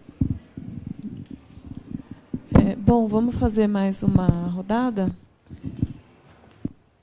Puder falar seu nome também? Oi, meu nome é Naila. Eu tenho uma questão prática, na verdade. Junto com o marco regulatório, eu queria saber se existe alguma política de facilitação de acesso mesmo a esses editais e tudo mais, a popularização, porque as ONGs, elas muitas vezes são geridas por pessoas que estão ali pela vontade. E aí isso é realmente de fácil acesso? Existe uma política que facilita esse acesso e que viabiliza essas inscrições? Bom, é só isso. Obrigada. Mais alguém? Boa noite a todos e a todas. Bacana estar aqui nesse espaço, em primeiro lugar, né, que se consolida como um dos espaços mais democráticos da cidade e, por que não dizer, da América Latina, né, pela nossa condição de cidade. Então, super parabéns aqui para Tapera. Bom, essa discussão aí tem um pano de fundo, né, gente? Nós estamos falando de um estado mínimo para começo de conversa. E vamos lembrar aqui o Stiglitz, quando ele diz o seguinte: as entidades do terceiro setor trabalham essencialmente com o resultado e não com as causas do problema. E isto é uma clareza lunar para todos nós no Brasil. Né? Aqui no Brasil nós trabalhamos com o resultado, nós não trabalhamos no enfrentamento das causas, da origem, gênese dos problemas. E o marco regulatório, esse aí, foi uma falácia política das maiores que nós vimos aí, né? Até porque como pode um marco regulatório regular o que já havia do ponto de vista regulatório? Não vamos falar de marco regulatório nesse país se nós não falarmos que, bom, tentamos imitar a Margaret Thatcher, a ideia do Estado mínimo, e aí, bom, felizmente tivemos uma professora chamada Ruth Cardoso, e que disse: ei, gente, o que nós vamos fazer com os pobres desse país se nós temos um Estado mínimo? E daí, bom, todo mundo disse: bom, mas até hoje nós só temos as filantrópicas ou as chamadas entidades em atuação colaboradora com a administração pública. Está aí a nossa Santa Casa de São Paulo para dar exemplo mega nacional, né, de baixa gestão, lapidação do patrimônio doado generosamente pelas pessoas de boa vontade, né, que acaba nas mãos privadas, na iniciativa privada, por absoluto descontrole. Nem falemos dos tribunais de faz de contas desse país, né, nem falemos sobre isso. Então, relembremos que tem um pano de fundo muito sério aqui, que é o tratamento que a gente dispensa para as pessoas pobres, desassistidas pelo Estado, e daí as organizações se dão conta, fazem esse diagnóstico e reclamam do próprio Estado para que o Estado lhe jogue alguma migalha para que se possa fazer um paliativo para algo que o próprio Estado, esponte própria, com recursos próprios, não fez. Sejamos honestos, republicanos. Então, o marco regulatório, gente, quando se criou esse marco regulatório, tinha duas saídas. Tem um monte de organização no país, então vamos fazer o seguinte: ou elas se qualificam a partir de duas personalidades jurídicas, associação ou fundação, a base é essa para todas, ou não se institucionaliza como 80% dessa dita base. Porque esse é o melhor. Porque se quiser institucionalizar, tem advogado, tem contador, tem custo, tem responsabilidade civil, e aí vai embora. Isso é um Estado democrático de direito, é um Estado de direito, é assim, as regras estão claras. Agora, bom, não vamos nos institucionalizar, ok, vamos travar a luta de outra forma. Agora, se nos institucionalizarmos, e eu entrego a palavra para não monopolizar, me desculpem, se institucionalizarmos, bom, vamos cumprir a regra, pô. Vamos cumprir a lei orçamentária, vamos cumprir a lei 11.527, a regra da transparência, que também obriga o terceiro setor, e aí vamos embora, planejamento e transparência, que é a regra da responsabilidade civil, ou não nos enganemos, certo? E para o resto, bom, tem um pano enorme para a manga, mas marco regulatório é tudo, não há micro marco regulatório. Vamos pensar o todo, não vamos pensar o micro, a ervilha. Obrigada. Bom, mais alguém tem alguma pergunta? Então, eu queria fazer 2 comentários bem breves. Na verdade, são pequenas provocações aí para um debate. Bom, a primeira questão é com relação às relações de trabalho, né, que a Aline chegou a tocar nesse ponto, e como que as organizações estão lidando com a precarização das relações de trabalho, que sempre existiu, né? E como que isso está acontecendo agora que esse problema se agrava ainda mais com a falta de financiamento e etc. E o segundo comentário é com relação a uma questão mais política, né? Porque aí a Laís também comentou que, por um lado, tudo bem, você tem o marco regulatório das organizações da sociedade civil, né? E, por outro, você tem uma criminalização dos movimentos sociais. E como explicar isso? E essa criminalização dos movimentos sociais não é da era Temer. Ela é anterior, ela vem desde a época da Copa, né? Então, como que essas organizações que podem fazer um papel, digamos assim, de aproximação desses movimentos sociais do governo, das esferas de poder instituído, né? Como que elas trabalham com essa questão? É só isso. Muito obrigada.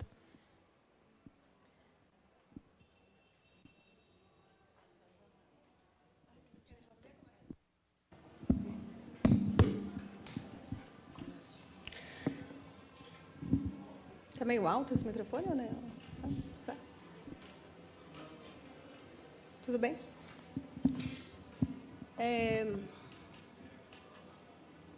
Quando eu mencionei, falando na rodada anterior, sobre a criminalização burocrática, eu estava falando da criminalização burocrática das organizações e dos movimentos. Né?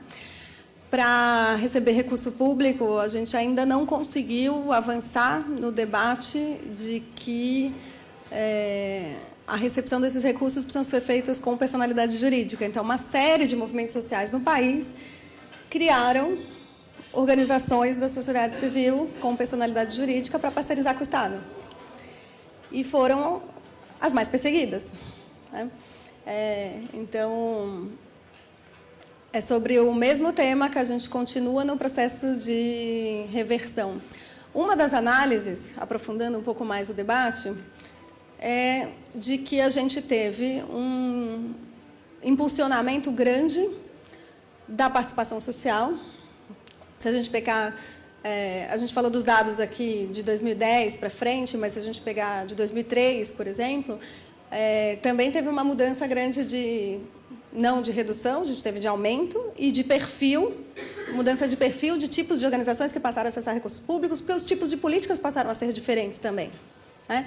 Então, a gente passou a fazer muito mais coisas na área rural, enfim, começou a desenvolver uma série de outras formas de políticas estruturantes e complementares que contaram também com outros perfis de parceiros do próprio Estado. E a gente eu tive a felicidade, enquanto estava à frente desse processo no governo, de também conhecer alguns processos mais históricos e vi uma ata de reunião da ABONG com o presidente Lula, em 2003, falando do marco regulatório das organizações da sociedade civil. Porque justamente tinha sido contra o movimento da lei das OCIPs anterior e que gostaria de, enfim, 1000 razões, depois a gente pode entrar mais nesse debate, mas entre elas não se enxergava na lei, não via que deveria ter uma forma de governança específica, aquela coisa mais vinculada, cheia de cláusulas no estatuto, não era isso que fazia o reconhecimento da identidade das organizações, etc. Entre outras razões, não concordava com a lógica de certificação prévia, etc., etc. E o governo não cuidou desse debate, até 2011.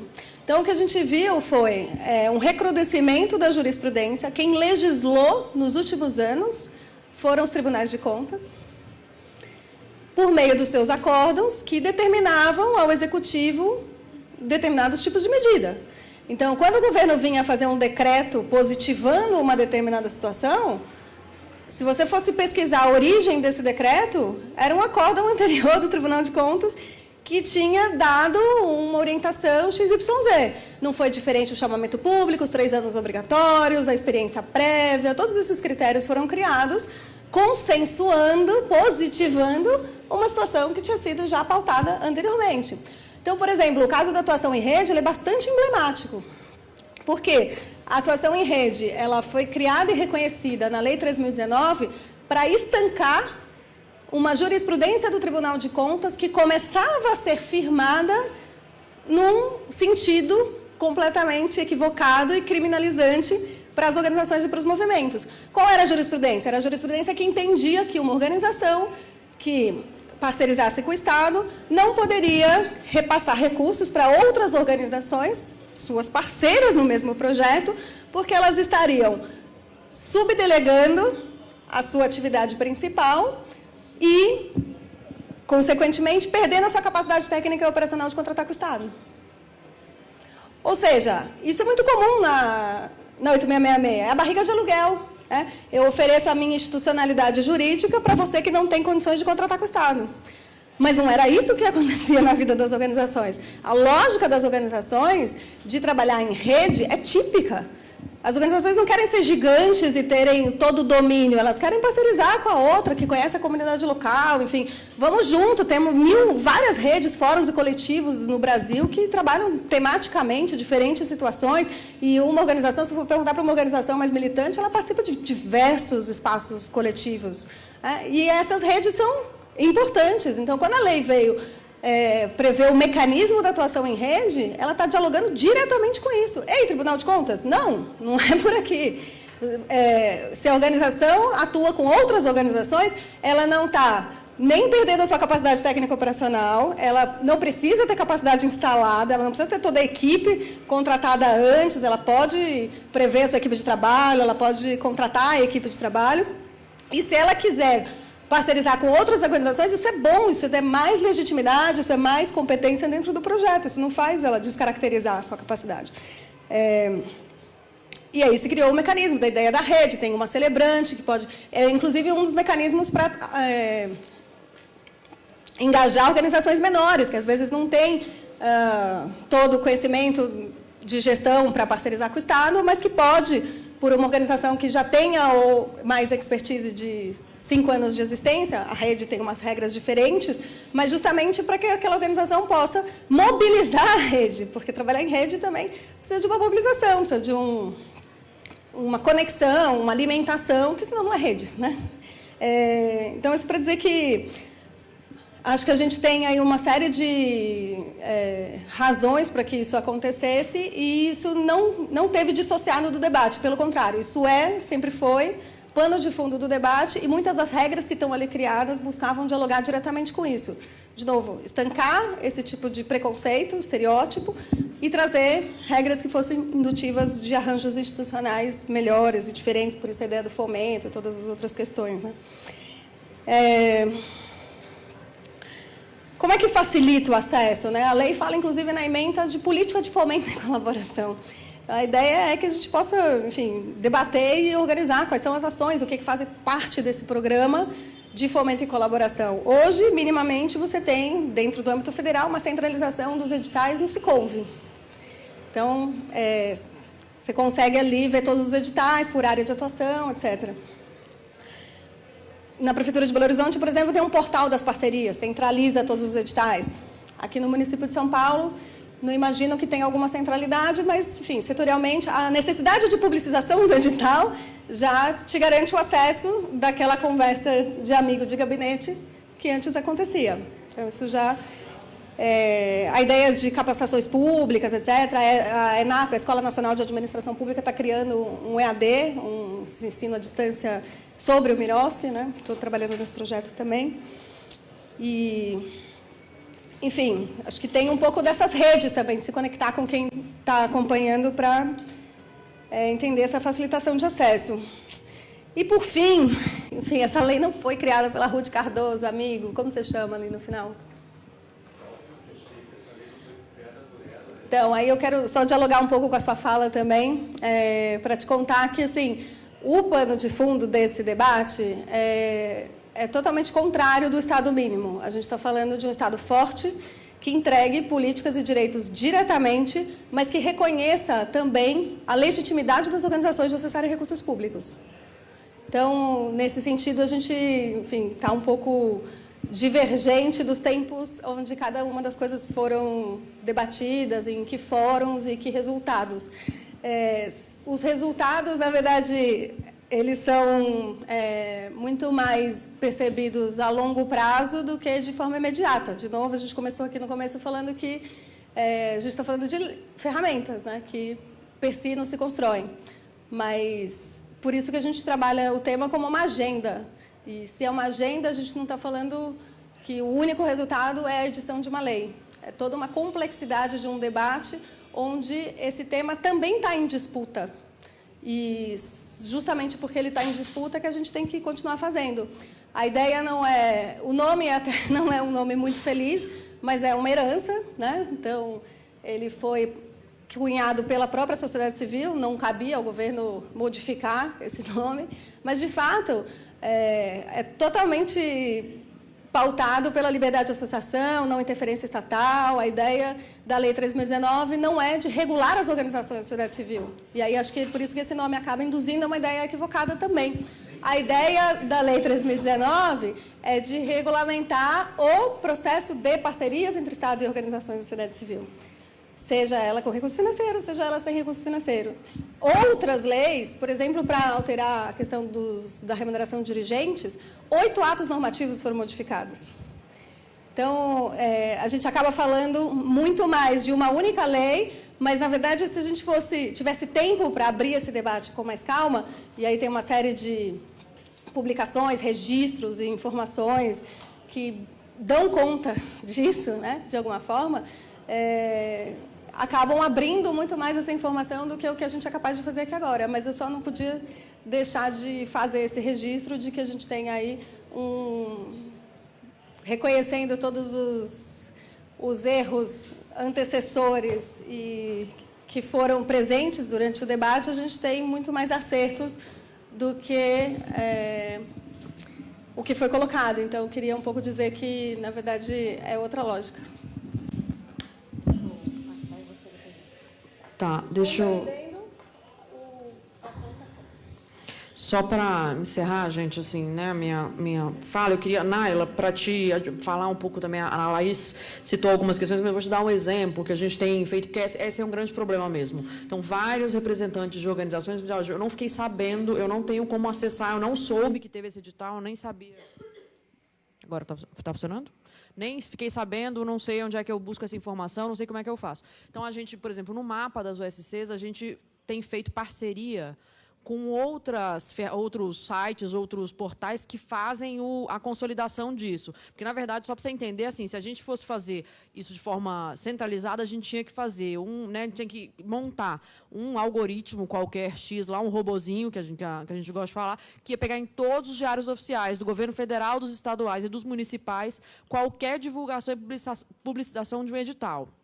Então, alguns sites já fazem essa busca, embora não seja, a gente não sabe se vai em todo o país, mas tem alguns que são, inclusive, bastante conhecidos já das organizações. Então, a gente fez parceria com um desses e, entrando no site do mapa, tem uma parte de editais e que vai direcionar para todos os editais. Então, e tem algumas instituições que já nos procuram para colocar lá. Então, a ideia é que a gente consiga criar um espaço em que os representantes do USC, que já têm costume de entrar no mapa para informar coisas sobre as suas USCs, para ver lá questões territoriais, para ver, né, outras informações e de outras organizações, também possam acessar. Então, a ideia é fazer uma plataforma que conjugue dado, publicação, né, a informação sobre editais, então tem uma série de outras coisas. Mas isso ainda é um grande desafio. Então, só para deixar, não existe, assim, até onde eu sei, não existe uma política estruturada para como é que a gente vai popularizar isso. Existem iniciativas e estratégias de tentar publicizar isso de forma mais adequada. Tá?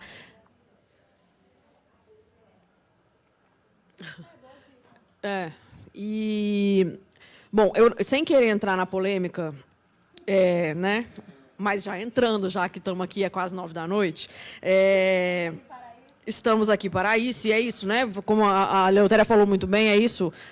Bem-vindo o contraditório, a controvérsia e, né, o debate, o bom debate, é isso mesmo que a gente tem buscado cada vez mais, e não menos, como tem se apresentado. A ideia, eu acho... Assim, eu não sou do direito, tá? Assim, a Aline e a Laís, que são aqui, né? O nosso povo das leis, não sei o quê. Eu e a Eleutéria estamos num outro time, né, Eleutéria? Outra vibe. Então, assim, né, a gente aqui está em outro momento. Então, eu sou da ciência política, não resolve muito, né? Não ajudou muito. Vocês iam achar que eu ia falar uma coisa assim, que eu sou da antropologia, né? Não sei o que, vocês acharam. Não, eu falei um negócio que também não ajuda muito a minha trajetória, mas, enfim. Mas eu também fui da sociologia, vamos resolver aqui um pouco, né? Melhorar essa trajetória.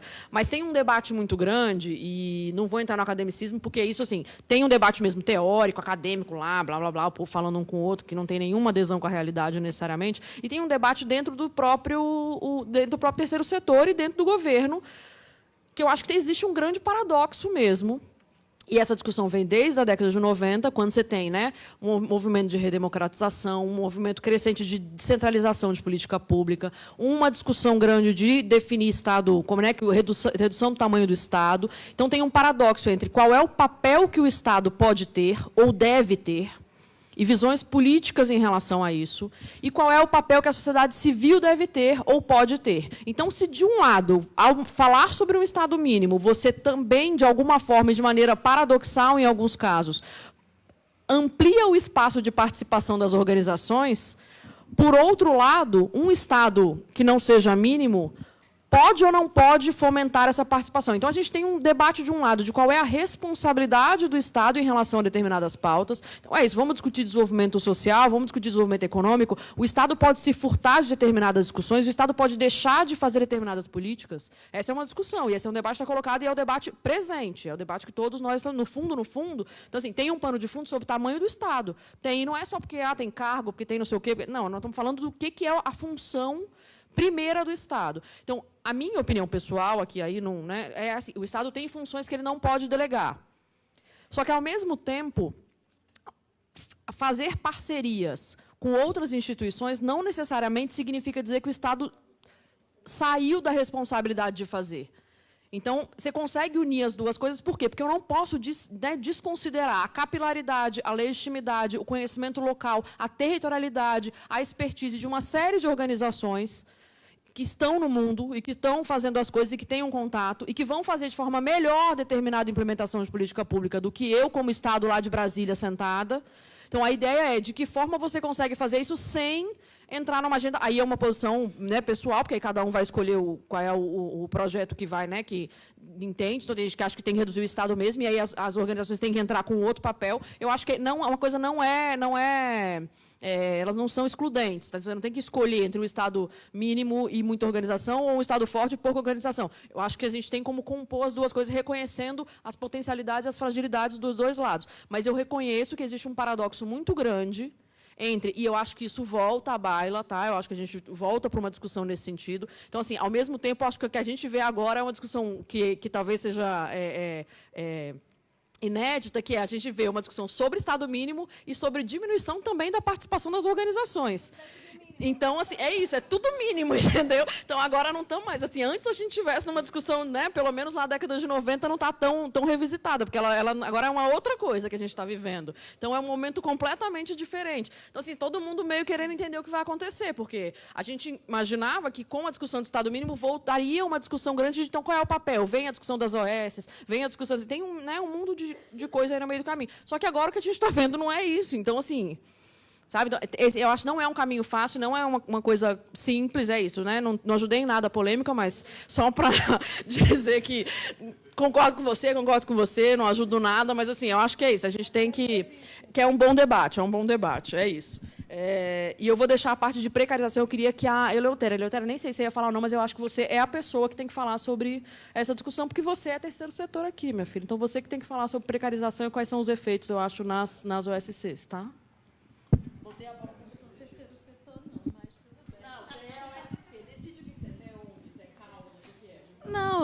Não, nós somos do campo de defesa de direito. Mas assim, eu não quero entrar nesse debate de terceiro setor aqui, porque eu acho que são 9 horas, está chovendo, daqui a pouco as pessoas querem ir embora. Mas, assim, eu acho que a sua pergunta, eu achei ela muito importante, porque que está falando da comunicação, né? Nós temos tanta comunicação, tanta informação, e a gente não sabe se saiu um edital, que é para estar no site, mas veja bem, e é para estar no site da Prefeitura, do Estado, se o saiu. Mas nós acessamos o site? É nossa obrigação acessar o site? Não. O Estado, o município, ele também tem que criar mecanismo de divulgação. Eu sempre falo assim, num município pequeno, cola no poste. Então, tem que se comunicar, faz faixa, edital. Porque se aquela comunidade, aquele lugar não tem o acesso, tem que ir onde o povo está, né? Para isso que tem o Estado. Mas também tem as redes, né? Tem a Bong, tem a plataforma Miroski, tem a Aguinaldo aqui, que faz parte da plataforma, está nessa luta do marco regulatório também. Então, tem as redes para a gente entrar na rede e se embalar juntas e junto para poder se contrapor ao que está errado. Ao companheiro, eu gosto, olha... Tem nada melhor num debate do que o instigar e a gente avançar. Como que é seu nome? Marcelo. Estado, eu estou fora, certo? Se nós formos entrar no debate do Estado, se esse contrato social de constituição desse Estado, ele nos interessa, eu te digo que não, não me interessa. Mas como nós vamos transformar? Há um bom tempo atrás, já que eu tenho 61 anos, eu achei que a gente transformava a partir que implanta algo diferente do que eu estou vivendo, e a partir do outro dia essa revolução estava na cabeça de todas as pessoas. Mas me parece que não é assim. Então, aonde é que eu acho que nós estamos? Eu acho que as nossas organizações estão no lugar da transformação cotidiana, do acúmulo, de uma incubadora, de algo que está construindo outras formas. Então, você está dizendo que essas organizações vão constituir formas diferentes, e aí, quem sabe, um dia nós vamos mudar toda essa realidade. Eu acho que é uma junção de tudo. É quem está na rua, quem vai lá e transborda de energia, é quem está aqui, né, querendo tomar uma cerveja, mas o debate está bom. É quem está aqui e está dizendo, não, nós produzimos conhecimento. Nós nem estamos reivindicando que estamos na academia, não. Eu acredito no conhecimento a partir da prática, que você escreve. Sabe o que eu gostaria mesmo? Que as pessoas escrevessem o que faz. De qualquer maneira, como eu construo uma casa sem nunca ter ido na universidade e ela não cai? Como eu sobrevivo com salário mínimo? Como eu construo casa sem ter o dinheiro, mas tem o domingo, o sábado, várias pessoas se juntam para cada um construir em mutirão as suas próprias casas. Aos poucos, eu gostaria que a gente pudesse, cada pessoa que faz isso, escrevesse do seu jeito, errado, certo. Será que existe isso? Para mim, isto é a produção do conhecimento. Para mim, isto é o que nós estamos fazendo. Nós temos que nos abrir mais, olhar para o lado. Agora, isso ainda é dentro do Estado mínimo, eu queria que ele alargasse mesmo. Mas por isso que eu estou nesse lugar, tentando dar a minha contribuição na sociedade. Agora, se todo mundo for botar o Estado abaixo, eu também serei uma delas. Mas eu também estarei lá. Agora, mas eu não vou botar algo abaixo, eu não tenho nada construído. Então, o que nós estamos fazendo, de um jeito certo ou errado, já que não tem certo nem errado, nós estamos dentro da nossa perspectiva histórica. Nós estamos construindo algo que aqui agora, para nós, é o que é o correto. Se a juventude vai transformar essas organizações, até porque a gente não fica jovem a vida inteira, a gente não joga pedra a vida inteira na rua, e nem queima as coisas a vida inteira. Então, se essa juventude que está aí, disposta a fazer mudanças, daqui a não sei quantos anos, criarão outras coisas, parabéns. Mas, de qualquer maneira, ainda vão procurar um ninho, que é se juntar, se acolher, confabular, para poder conspirar. Então, o Estado é mínimo, poxa, como eu gostaria de ter tido uma outra experiência. Como eu gostaria que a sociedade tivesse uma outra experiência. Mas nós estamos vivendo essa experiência. E é nosso papel, de acordo com as nossas consciências e limitações e aprendizado coletivo, é o que nós estamos construindo. Nós estamos apostando, tem gente que não está apostando em ter CNPJ. Viva! Tem outros grupos que estão apostando que o CNPJ é importante. Abre a porta, mas traz responsabilidade. Abre a bodega todo dia, tem certificado lá da prefeitura, o alvará de funcionamento, tem que ter o extintor de incêndio, tem que assinar carteira, tem que fazer tudo. Então, são as responsabilidades, mas a gente está assumindo isso e acha que é importante ter isso, mas tem quem não vai fazer. E tem gente que não está fazendo isso, não tem CNPJ, mas busca o CNPJ também. não como comprar, alugar o CNPJ, mas busca quem está institucionalizada para desenvolver determinadas parcerias ou formações, seja lá o que for. Então, esse é o nosso momento histórico. Nós, na Bongs, apostamos neste modelo. Agora, tudo está em transformação a todo momento. E nós também estamos nos transformando. O Estado é mínimo, vamos alargar o Estado. Quero contar com o companheiro. Obrigada.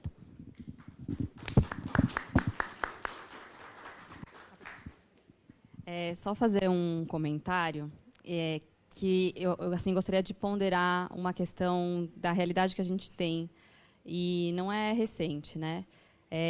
O debate está bem importante sobre a questão de relação das organizações com o Estado, mas só para a gente situar, e essa publicação ajuda nisso, de que é muito pouca, a quantidade é muito pouca de organização que acessa recurso público.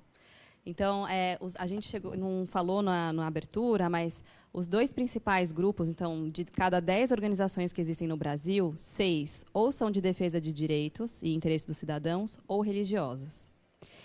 Então, se a gente for pensar a questão das causas e resultados, pensando que os 2 maiores grupos... A religiosa, acho que a gente podia tirar, porque senão fica difícil o debate, mas como o maior grupo é defesa de direitos e interesses dos cidadãos, e dentro disso tem muita coisa, mas tem associações comunitárias, defesa de grupos e direitos de minorias, tem esses grupos dentro do maior grupo que o Brasil tem de organizações da sociedade civil. Depois desses grandes, então 6 em cada 10 organizações estão nessas 2 áreas, aí a gente vai ter de maneira muito distribuída próxima cultura, assistência social, educação, esporte e por aí vai. Eu acho que isso nos dá um termômetro importante para olhar que existe uma sociedade civil no Brasil muito maior do que aquela que a gente está debatendo hoje, que se relaciona com o Estado. Sabendo também que na relação com o Estado existe uma multiplicidade de tipos de parceria e por aí vai. Isso é importante porque, de alguma forma, traz também a urgência, né, a necessidade de a gente debater, não agora, mas as dificuldades, não só de financiamento, mas de papel e atuação dessas também organizações que, associações e fundações no Brasil e que ou não querem ou não estão conseguindo, enfim, acessar recurso público. E, como a Eleutéria falou, no mínimo, para uma reunião, precisa pagar o ônibus, né? E como é que a gente lida com essa questão, sabendo que, num grupo, pelo menos pelo nome de defesa de direitos e interesses dos cidadãos, tem aí um espaço de exercício da liberdade, associação e democracia, que é muito importante. Então, a gente tem um retrato que é bem nosso, de que seja o maior grupo com essa fotografia, né, de defesa de direitos. Se de fato é o que está acontecendo ou não é a publicação do IPEA que consegue mostrar. Mas eu acho que isso é importante para a gente, porque é muito profundo o debate de relação com o poder público, mas são poucas as organizações que recebem, que conseguem acessar, que querem, enfim, aí tem muitas questões. Então, só quis fazer essa ponderação no final, porque quando a gente, em geral, apresenta o dado, eu gosto de fazer uma brincadeira de um bolão. Quantos % das organizações no Brasil vocês acham que recebem recurso público, né? Podia ter feito isso daqui antes de falar o dado também, mas é muito comum sair algo assim, 80%, 90%, que tem muito a ver também com cobertura de mídia, né? Acho que a pesquisa da Andi, que a Laís comentou, ajuda a mostrar isso, porque, em geral, a cobertura que se faz das organizações é sempre relacionada à parceria com o poder público e no viés da corrupção e por aí vai. Mas o dado não mostra isso, né? Então, são poucas organizações que recebem recurso público, que fazem parceria, e a gente tem aí, então, um cenário de 800 mil para a gente refletir espaço de democracia, liberdade de associação, distinto dessa relação tão próxima com o Estado, né? A Laura vai fazer o fechamento. Eu só queria... A gente está num batidão hoje de lançamento dessa publicação. Se alguém mais quiser que a gente faça debates, enfim, possa ajudar nessa apresentação dos dados, é de interesse das instituições. Mas enfim, foi um esforço muito importante de vários meses, anos, enfim. Então, é importante a gente visibilizar e fazer debate a partir desses dados. Obrigada. Posso?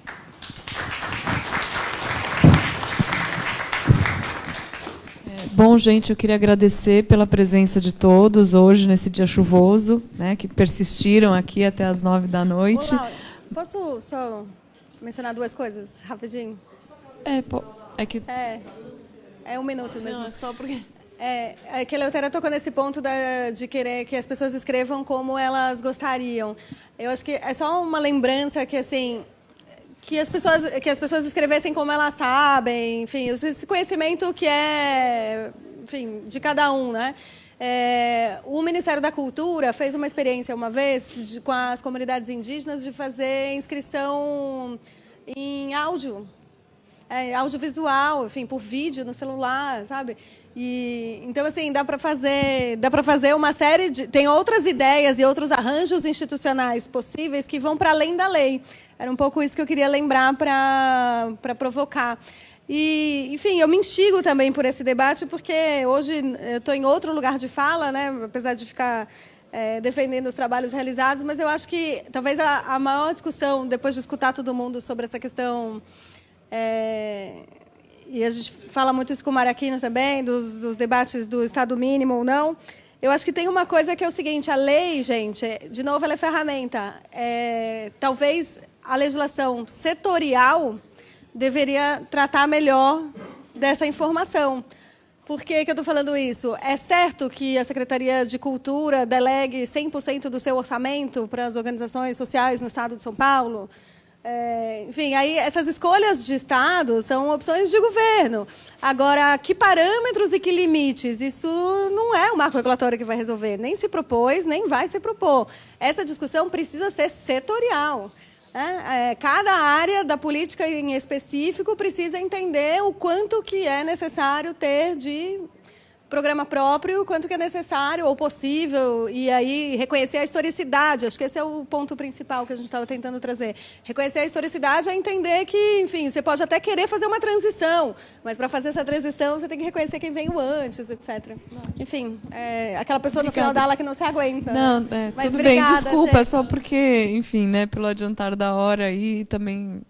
Bom, é isso. Só também para mencionar, no espírito da discussão pelo Zap, que tem uma pergunta que surgiu depois aqui. Se vocês quiserem depois acessar o vídeo, responder por aqui, fiquem à vontade, né? Ou eu mando pergunta, enfim, a gente vê isso só para não se alongar mais. Mas, gente, muito obrigada. A Tapera está aqui para vocês, né? É um espaço realmente democrático, a gente busca fazer da melhor forma possível para todos. E boa noite, né?